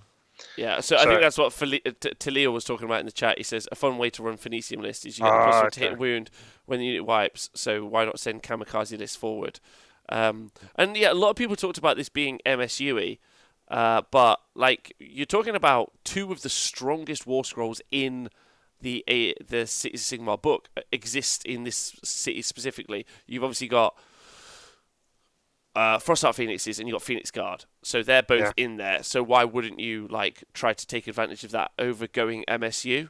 But you know there might be a way of building this differently. It's just because it says Phoenicium doesn't mean you have to take the Phoenixes, right? Exactly. Yeah, you could, like you say, you could go MSU, or you could take little units of like Aether Wings or something like that, just so that they charge in and die, and then give you that buff. But it does seem. But what would you want that plus one to hit and wound rolls on melee weapons to be on?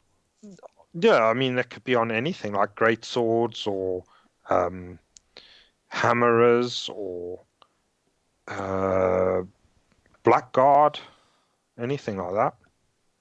Yeah, Blackguard would be cool. Executioners would be cool as well. Really mess it up and paint them and paint up the executioners like good guy colours. Especially if you combine it with the command ability, the Living Idols one, which you use at the start of your combat phase. Pick a friendly Flamefire Phoenix or Frostheart Phoenix with a hero on it, and then at the end of that phase, if a Phoenician unit model is slain whilst it is within 12 of that hero, it can fight before you remove it from play. So if you're going MSU, then you're knowing that, and you obviously take a Phoenix, you fly it up in the center of it, or activate that command ability, then it does make MSU more attractive because you know that you're going to get attacks out of your models, even if they get killed, because you've got lots of activations. So there's a good chance you're going to lose some of them before you activate them. And even if you have activated them, you get to activate them again. So it's great. I agree with that. Although you do have a buff also for your Phoenixes. So Blood of the Earth Phoenix, +1 to the wounds characteristic of Phoenixes. I mean, that's not. It's not worth throwing the baby out the bathwater, like, because just because you get one extra wound, you're like, oh my god, like, it's fine if you want to run them. Super themey, right? Yeah. But then in your command ability, you got Living Idol. Each combat phase, pick a Phoenician unit. If a model is slain, that's the one that I'll just talk about. Oh, sorry. So that's like Death Frenzy, basically. So it's great, really, really good. You just got to work really hard to make it happen. Yeah, I think that combines, like I said, quite nicely with the Vengeful Revenants. So it's a nice little combination, that is. Okay. And then, right, command traits. I'm going to go through them. You've got Secret Vengeance. Add one to the attacks characteristic of the general's melee weapons. If a friendly model has been slain this phase, and add 3 instead if 5 or more models were slain, which is pretty good. Like, that's pretty crazy, right? Yeah, +3 attacks. That's great. This is really good. Then you got one with Fire and Ice. If your general's a wizard, they know all the spells from the Lore of Phoenixes. Otherwise, they can cast one spell from that lore, which isn't too bad. And then Aura of Serenity. Do not take backshot tests for friendly units holding the 12 inches the general with the amount of stuff you're trying to get. Oh, yeah. So, do not take backshot tests for friendly units wholly within 12 inches. So, again, that benefits your MSU army, doesn't it? Because then you're not spending lots of command points trying to keep your little units alive. Stop dudes running away, so that's pretty good. Yeah. I think that's really good. I just had a question in the chat. Brobin says, hey Rob, totally off topic. I have not seen much updates of the meta for Skaven lately. Is it any different since LGT? So the latest stats for Age of Sigmar are actually up on the Honest Wargamer website thanks to LLV. So just go on thehonestwargamer.com and click stats and you'll see where the stats basically pretty much have ended in the past. But Skaven doing okay. But yeah, you can go on there and find out all the information, which is cool. I would say that I'm more interested in the Seeker of Vengeance one. I think if you're going to run this Phoenician army, Nath, it doesn't have any inherent strength where you think, well, this is the way to go and smash, or this is the cool mechanic. I think if you're going to do something, you ignore the Phoenix element at all. You just go along the Vengeful Revenants route, Yeah. and you Yeah, try. I think I don't know. I'd take at least one Phoenix so that you can make use of the Death Frenzy, or whatever they call it. Living Idols. I think that's a great ability. No, I think that's great. And I'm not saying it's not. No, I'm saying you would use the Seeker of Vengeance, the command ability, which requires stuff to die, and the Vengeful Revenants, and you would just go along that route to build a fun army that does some things, right? Yeah. And then you got command trait Seeker of Vengeance. Oh, we've done that. Or is it? So artifacts, So the artifacts you've got here are the Amber Armor, which basically turns off Rend 1. So if you get attacked by a Rend 1 weapon, it becomes Rend Dash. Mm-hmm. So quite interesting, I guess, on a Phoenix or something. You've also got the Phoenix Pinion. The bearer can fly. In addition, the bearer can run and still charge. So you get run and charge on a big monster. Or if you want, you can make a dude fly that can't fly. And then you got Phoenix Pyre Ashes. If the unmodified save roll for an attack that targets the bearer is a 6, you can heal 1 wound allocated to the bearer. So every 6 save you make heals you a wound. Makes you more tanky. I don't know. I don't think there's a standout one there. I think they're all pretty good. What for the abilities? I think maybe for the artifacts. Yeah, I think it's between Amber Armor and Pyre Ashes though, because if you're going to make a big character, we want to make him survivable. Nath, don't get the Rona, please. I'll try not to. If you're on that, so either heal the wound or ignore Rend of 1. I think ignoring Rend of 1 is pretty decent. But I think Pyre Ashes might be statistically better over time. And Mr. Kapowski, thanks for subscribing. Mr. Kapowski, appreciate you. Thanks tons. Cool. Thanks to all of you for being here, by the way. Big love to you guys. Then Spell Law, Amber Tide, cast on 6, picking an enemy within 18 inches until the start of the next hero phase, halve their movement, which is not terrible. That's pretty good, actually. Yeah, that's a good spell. I like it a lot, actually, yeah. And then Phoenix Cries, cast on 5 until the start of the next hero phase, subtract 1 for the bravery characteristic of any units rather within 18 inches of the caster. Awful. And then Golden Mist, this is the one you're taking. Cast on a 6, heal D3 wounds to each friendly Phoenician unit within 12 inches and is visible. Which isn't bad if you want to run max Phoenixes. Yeah. But it's I wonder what other I'm trying to think about it. If you were to take Ballistas, they don't really die, do they? I'm just do you want to? I'm trying to think of something that's I want to heal that D3, but it's not Phoenixes. Do you know what I mean? Yeah, there's got to be multi-wound models, isn't it? So you're looking at. But MSU multi-wound models, which is quite rare. Yeah, I mean it could be Stormcast again, I guess. 6 Venators. Yeah, or Fulminators, or something like that. Yeah, you want something that's like MSU, but I mean, if you stuck that in the Seraphon book with the MSU 1 Salamanders, you'd be having the best time of your life. I just can't work out what's best there, but I feel like there's something. But to be honest, the Phoenicium I think is, I think it's fine, but you would have to work really hard to design a list that's really fun for that, which is why we don't tend to see it much. Yeah, I think you. I think you could get some good lists out of it, and I'm kind of interested to play my Dispossessed in the Phoenicium actually, but I'd have to get a Phoenix from somewhere. Because here, I've got a Phoenix you can have. I like that Death Frenzy thing. Be cool. Ooh, okay, that'd be fun. Yeah. That'd be interesting to see. All right. So we're not doing bad. What time is it? All right, we've got 3 left. Let's just ignore. Should we just ignore Hallowheart? No, let's not. That's mean. I kind of want to know. Right, Anvil Guard, the surprise one actually. So Yeah. the pirates.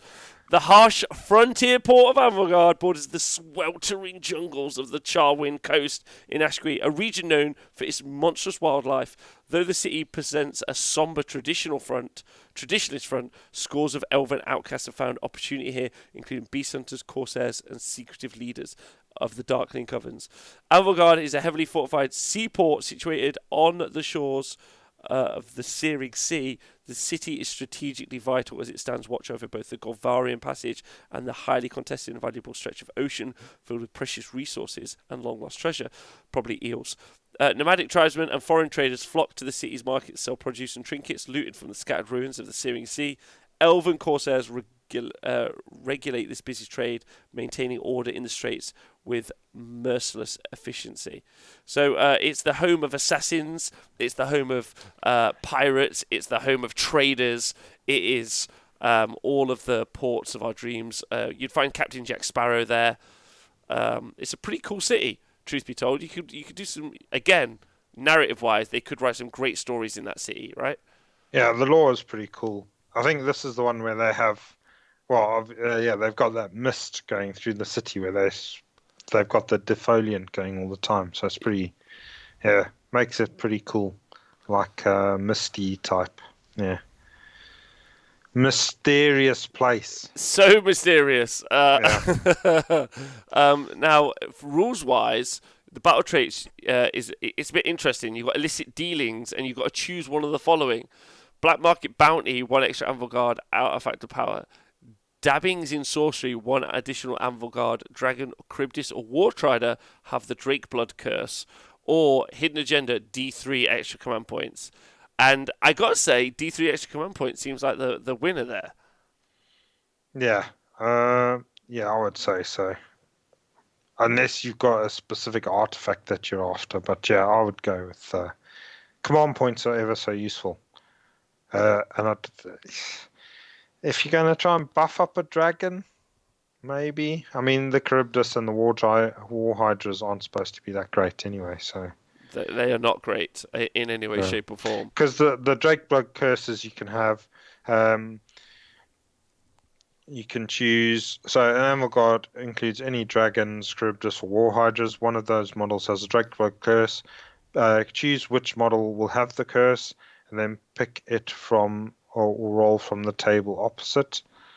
And you can choose additional Anvil Guard, Charybdis, Dragons, or Hydras to have a additional curse for each battalion in your army. A model cannot have more than 1 curse, and you cannot take duplicates of the same curse. And so the curses are, we may as well do those while we're here. So you've got Acidic Blood. So roll the dice each time you allocate a wound to a model that is inflicted by a melee weapon and not negated. On a 4-up, the attacking unit takes a mortal wound. So that's not bad, I guess. You've got Jutting Blows. So after the model makes a charge move, if you pick one enemy unit within an inch on a 2-up, they take D3 mortal wounds. So you get like an impact hits thing. And then the Fell Gaze, subtract 2 from the bravery of characteristic of enemy units within 12 of any models that have the Drake Blood Curse. So the first 2 are more interesting. The bravery thing doesn't work against a few armies, so it's probably less attractive. But the Acidic Blood one means that you're likely, if you die in combat, you're likely to do half the number of wounds that you have. As mortal wounds on the people that attacked you. So interesting, maybe. But I don't think you'll see very many of those dragons, Charybdises, or Hydras. No, I don't think you will either. Well, the dragons, I think the dragons you see some more of than anything, because the Dreadlords aren't awful. You can get them pretty good if you if you go through the command traits really quick. You can go Slayer monsters. You can have +1 to hit and wound rolls for if you target a monster, so you can make yourself a little bit good there. And then Drakescale Cloak is a 5+ DPR roll, which is good. Obviously, if you've got Venom Blade Fang, pick one weapon. If the roll made for the attack is unmodified 6, it deals D3 mortal wounds in addition. So you could do some good damage there. And then you've got the Asphyxia Center at the end of the combat phase. Each enemy is within 3 inches of the barrel on a 4+8 D3 mortal wounds. That's not as good. But I like the idea of stacking the Drake Blood Curses on the Dragons. And we've seen that used at CanCon, actually. But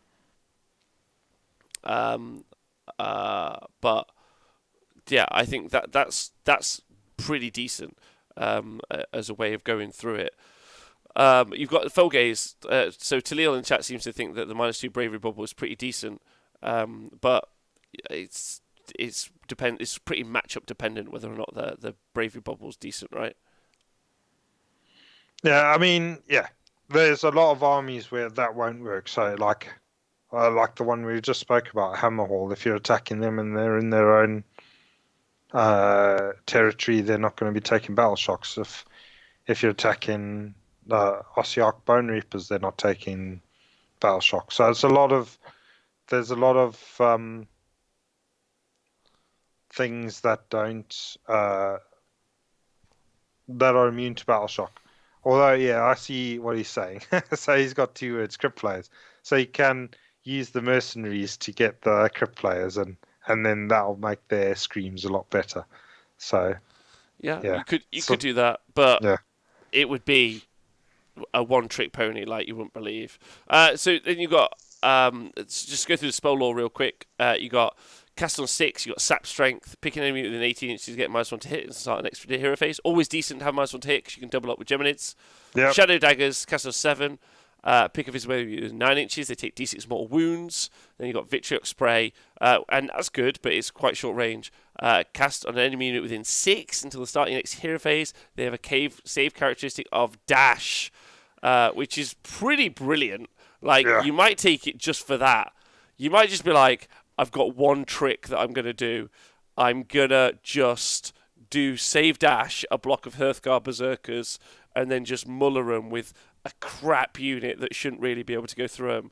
Which is yeah, exactly. I mean, because you've got the little pirates with the repeat crossbows or anything like that. Yeah, something that is usually just a rubbish attack, and now suddenly it becomes pretty scary.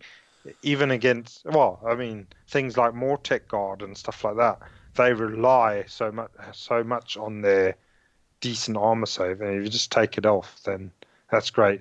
I think if you are looking at that spell, though, you're probably looking at taking a spell portal or maybe a Balewind to back it up, because it's that super short range, isn't it? 6 inches.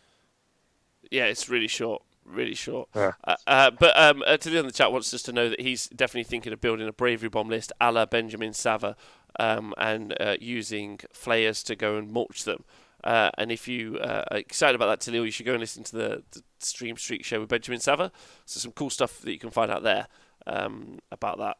And then the final 2, Tempest Eye and Halahart. Here we go.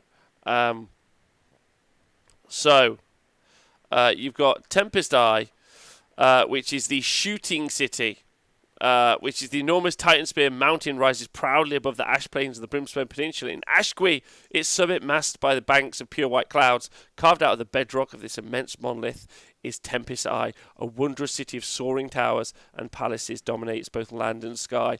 For many leagues around, Tempest Eye is a mountaintop stronghold and bustling trade port, a multi-leveled city linked together by winch lifts and cable carriages. Jutting from its cliffs are several busy docks where hundreds of Dwardin airships and gyrocutters tie up daily unloading goods and bartering and trading in the city's merchant districts. Situated as it is close to the firmament, an aura of celestial magics gather strongly about the eye. Dotted around the city are many planar observations and arcane orreries. With these strange structures, seers and battle scryers work to keep constant vigil over the surrounding lands. So it's a skyport city, or it's a city attached to the land where it's also got a pretty decent skyport as well, right? Yeah. So it's based in Ashqui, and because of that skyport, you can ally in. You've got the standing contracts thing, so you can ally in one in every 4 units can be a Caradron Overlord thing. So it's quite cool. But this is the one. This is the city that gets a lot of buffs first turn. So you get +3 to move, and +1 to save for the first battle round. So if you're playing city, you probably will be tempted to try and really make that first battle round count. Yes, I think this is one of the ones we see most. So we don't need to go through tons of it, but the 3-inch movement, the +1 save is huge. It's why you see this army taken a lot. Because they've just got really great abilities. You tend to see, I mean, you can see all sorts, right? You can see gyrocopters, you can see phoenixes, you can see star drakes, you can see, obviously, you can see balloon boys, engine riggers and sky wardens. You tend to see those taken a lot as well. So anything that's fast is also really good, or just getting units up. But this is the one. So this is the one that's got the Pistoliers battalion, isn't it? And yes, it's made for that because they get +1 to run. Everybody gets +1 to run, and then that first turn you get that +3 to move, and then you get the +1 save. So first turn, it really promotes the alpha strike, wouldn't you say? I think so. It makes you, but it also it's really good because like as an ability, it just saves you from ever getting, not saves you, but if you can't create that 1-drop, being able to have that +1 save is just bonkers for the first turn. Yeah. But yeah, you're right. If you can throw anything into your opponent's army turn 1, just like big units of whatever, you just get it all in there, then you're on an extra +1 save in their turn as well. So your ability to get hit back is really big. Yeah. So I think you see that. You tend to see, and then the command ability is in the shooting phase, you pick a 10% unit wholly within 12 of that hero. It can shoot even if it ran. So run, +1 to run, shoot, and yeah, those big blocks of Pistoliers. Pistoliers is, I mean, it's pretty cool. You can paint them all up as English linesmen, although they tend to walk. But, like, you just fucking dash up the field and just open up your volley guns. It'd be pretty sweet. And you could do that. You could also do that with your Dispossess, Nath. Your Dispossess would be movement 7, running and shooting. Yeah. I've used the Tempest die a couple of times. It's been hilarious how fast they are first turn. Yeah, proper got the giggles on. Oh, really? So fast. Yeah. And then you've got... that's okay. And then you've got... I'm going to go through the command traits. Add 1 to the charge rolls for friendly 10% units wholly within 12, which is the Aether Guard Captain. Add 1 to wound rolls for missile attacks made by friendly 10% units wholly within 12, which is the General Hawkeye. You see that on every list, right? Yeah, that's a very popular one, that one. Yeah. Because you tend to end up with gun lines anyway, so yeah. And we've seen our friend Mr. Joe P take whole units of Pistoliers and Outriders, take advantage. They're fast anyway, +3 movement, +1 save, and then having +1 to wound for all of them is just great. Yeah. And then also you could put, I mean, if you put that on a Hurricanum, you'd be now having +1 to hit and +1 to wound on the same unit in a big bubble of 12 inches. Yeah, it's great. Nath, you should build a dispossessed Hurricanum. It looks like they're pushing it, aren't they? If you're going to go Tempest, definitely, yeah. And then you've got Artifacts of Power. Patrician's Helm, you see that taken loads, which is do not take battle shock tests for friendly units wholly within 12. So you tend to see that as well. Oh, thanks for following us, 910. And then you've got Searstone's Amulet. If the bearer's on the battlefield, start your hero phase on a 4+, get a CP. Reroll charge rolls for friendly 10% units wholly within 12, which is the bearer, Zephyrite Banner. So you tend to see the Patrician's Helm more than you see the other two. Yeah, because I mean, yeah, that's really good. That is battle shock immunity again, is especially if it's all built around that one unit that's giving you the buffs, the +1 to hit, the +1 to wound, and now you're immune to battle shock, and then you see them casting that bridge, and then they just go around in a big bubble together doing their thing. So I think we saw JJ doing that with a Tempest Eye army, with a Hurricanum and a load of Iron Drakes. So yeah, and we also saw Joe do it as well with the Pistoliers and the Outriders. So there's so much you can do with this army if you take those shooting units, it's just really really good, and it works better than the fighting. Than Hammerhall. It works better than that because Hammerhall is you've got to get the hero up there. Maybe it works narratively. You've got to get the hero up there, but the Tempest Eye units they're just really strong, and it works really well. That +1 save, amazing in the first turn. Yeah. Spell Law, though. Sorry. Aura of Glory, Castle 7, add 1 to the attack characteristic of melee weapons. So you could do that if you wanted to, which is pretty good. And then you could do Strike of Eagles, pick an enemy within 30 inches of the caster, roll 6 dice, and for every 4+, take a mortal wound. That's really cool for trying to snipe characters if you roll lucky. It's a big range, isn't it? 30 inches, and you're doing on average 3 mortal wounds. So, yeah, pretty good, decent for taking out support heroes. Yeah, I think it's really strong. And then finally, you've got Celestial Visions. Castle 7, just get a CP. It's just a kind of cool one. I like that. It's like, let's go. Yeah. They're all decent, aren't they? So, yeah. Yeah, they're all decent. But you tend to see this army a lot. And but do you think the narrative fits the way it plays? The rules? Yeah. Yeah.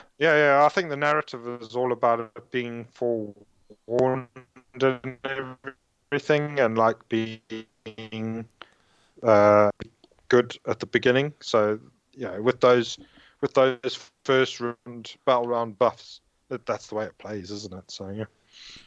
Yeah, I'd agree with that. All right, that's why they've given it those rules. Yeah. So I think we shouldn't do Halahart because everyone's heard about Halahart a million times. I don't think anyone needs to hear about it, to be honest. It's just the same all the time. Well, yeah, I guess we're doing it so you get an idea of what each of the different sub-factions do, and everybody knows that Halahart it's just built around magic. Magic, yeah, it's just super strong magic buffs. Yeah, it's just buffing your casters, which is and it's good. It's so strong, and it's quite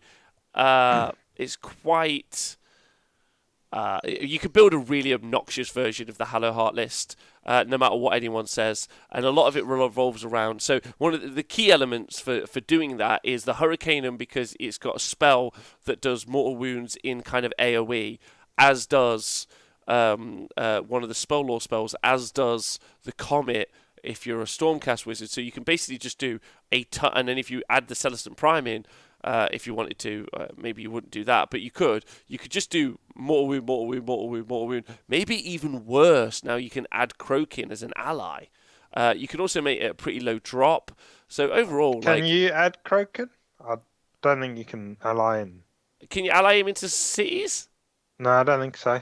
I don't think they can ally in Seraphon. Do you know what? I haven't looked at the allies matrix for some of the books in a while, and but I'm going to go find that. I'm going to go. I'm actually going to go reread up on those because that's one of the cool things I need to reread. But it doesn't have. Yeah. Okay. Oh, Allied Armies is. Yeah. No, it's not them. All right. Well, that's good. That's a positive, to be honest. Anyway, Nath, what do you think of it all? Sigmar, super cool. Yeah. There's some strong themes with some of them, like Halahart, being magic heavy. Tempest Eye is normally quite decent gun lines. Halahart looks like it promotes combat armies, and then Phoenicians likewise combat. And Living City is interesting because it's an ambushing. So I think you got elements of combat and shooting in that one. Yeah. And Greywater Fastness is obviously helicopters. Well, I mean, Ironwold Arsenal is what it's trying to promote, but the Ironwold Arsenal range is not that big. But I guess I'd forgotten about the helicopters, and the tanks are in that, so you could make something out of it there. And I mean, the Hellblaster body gun and the rocket batteries are not terrible. They're not great either, but no, I think you can make a thing. I think it's just there's so many tools. I think we haven't seen. I think we're going to see some Cities of Sigmar armies that are going to blow us away when the Rona is over. And we're going to see some lists that we're not necessarily expecting, or some like. I think this is an army of skill. I think this is an army you can play more and more and more, and get better and better and better. Is what my thoughts are. Oh no, I said that thing I shouldn't say. Shit. Well, Nath, Yes. it's been a pleasure being with you on the show today. Yeah, you too, buddy. It's been a pleasure. Twitch chat, it's been a pleasure with you guys as well. I'm not gonna lie to you, I'm feeling knackered today. Just done in. I don't know about you, but I got that Monday Rona fever where I'm just so I'm going home to bed. That's what I'm gonna do. What about you, Nathan? Have you got anything good planned this week? No, I'm gonna try and dodge the Rona and keep sharp, I guess. Maybe carry on painting my Gobapalooza. And I think I'm gonna maybe do a few little alterations to my second ale guzzler that I'm painting up. So hopefully, I'll get a start on him at some stage. Ale Guzzler 2. Do you need 3 Ale Guzzlers eventually, right? Have you got 3? I've only got 2 at the moment, so yeah. But yeah, I think I've got time until the Sons of Beermat come out. Yeah, I think it's going to be. I've got 1.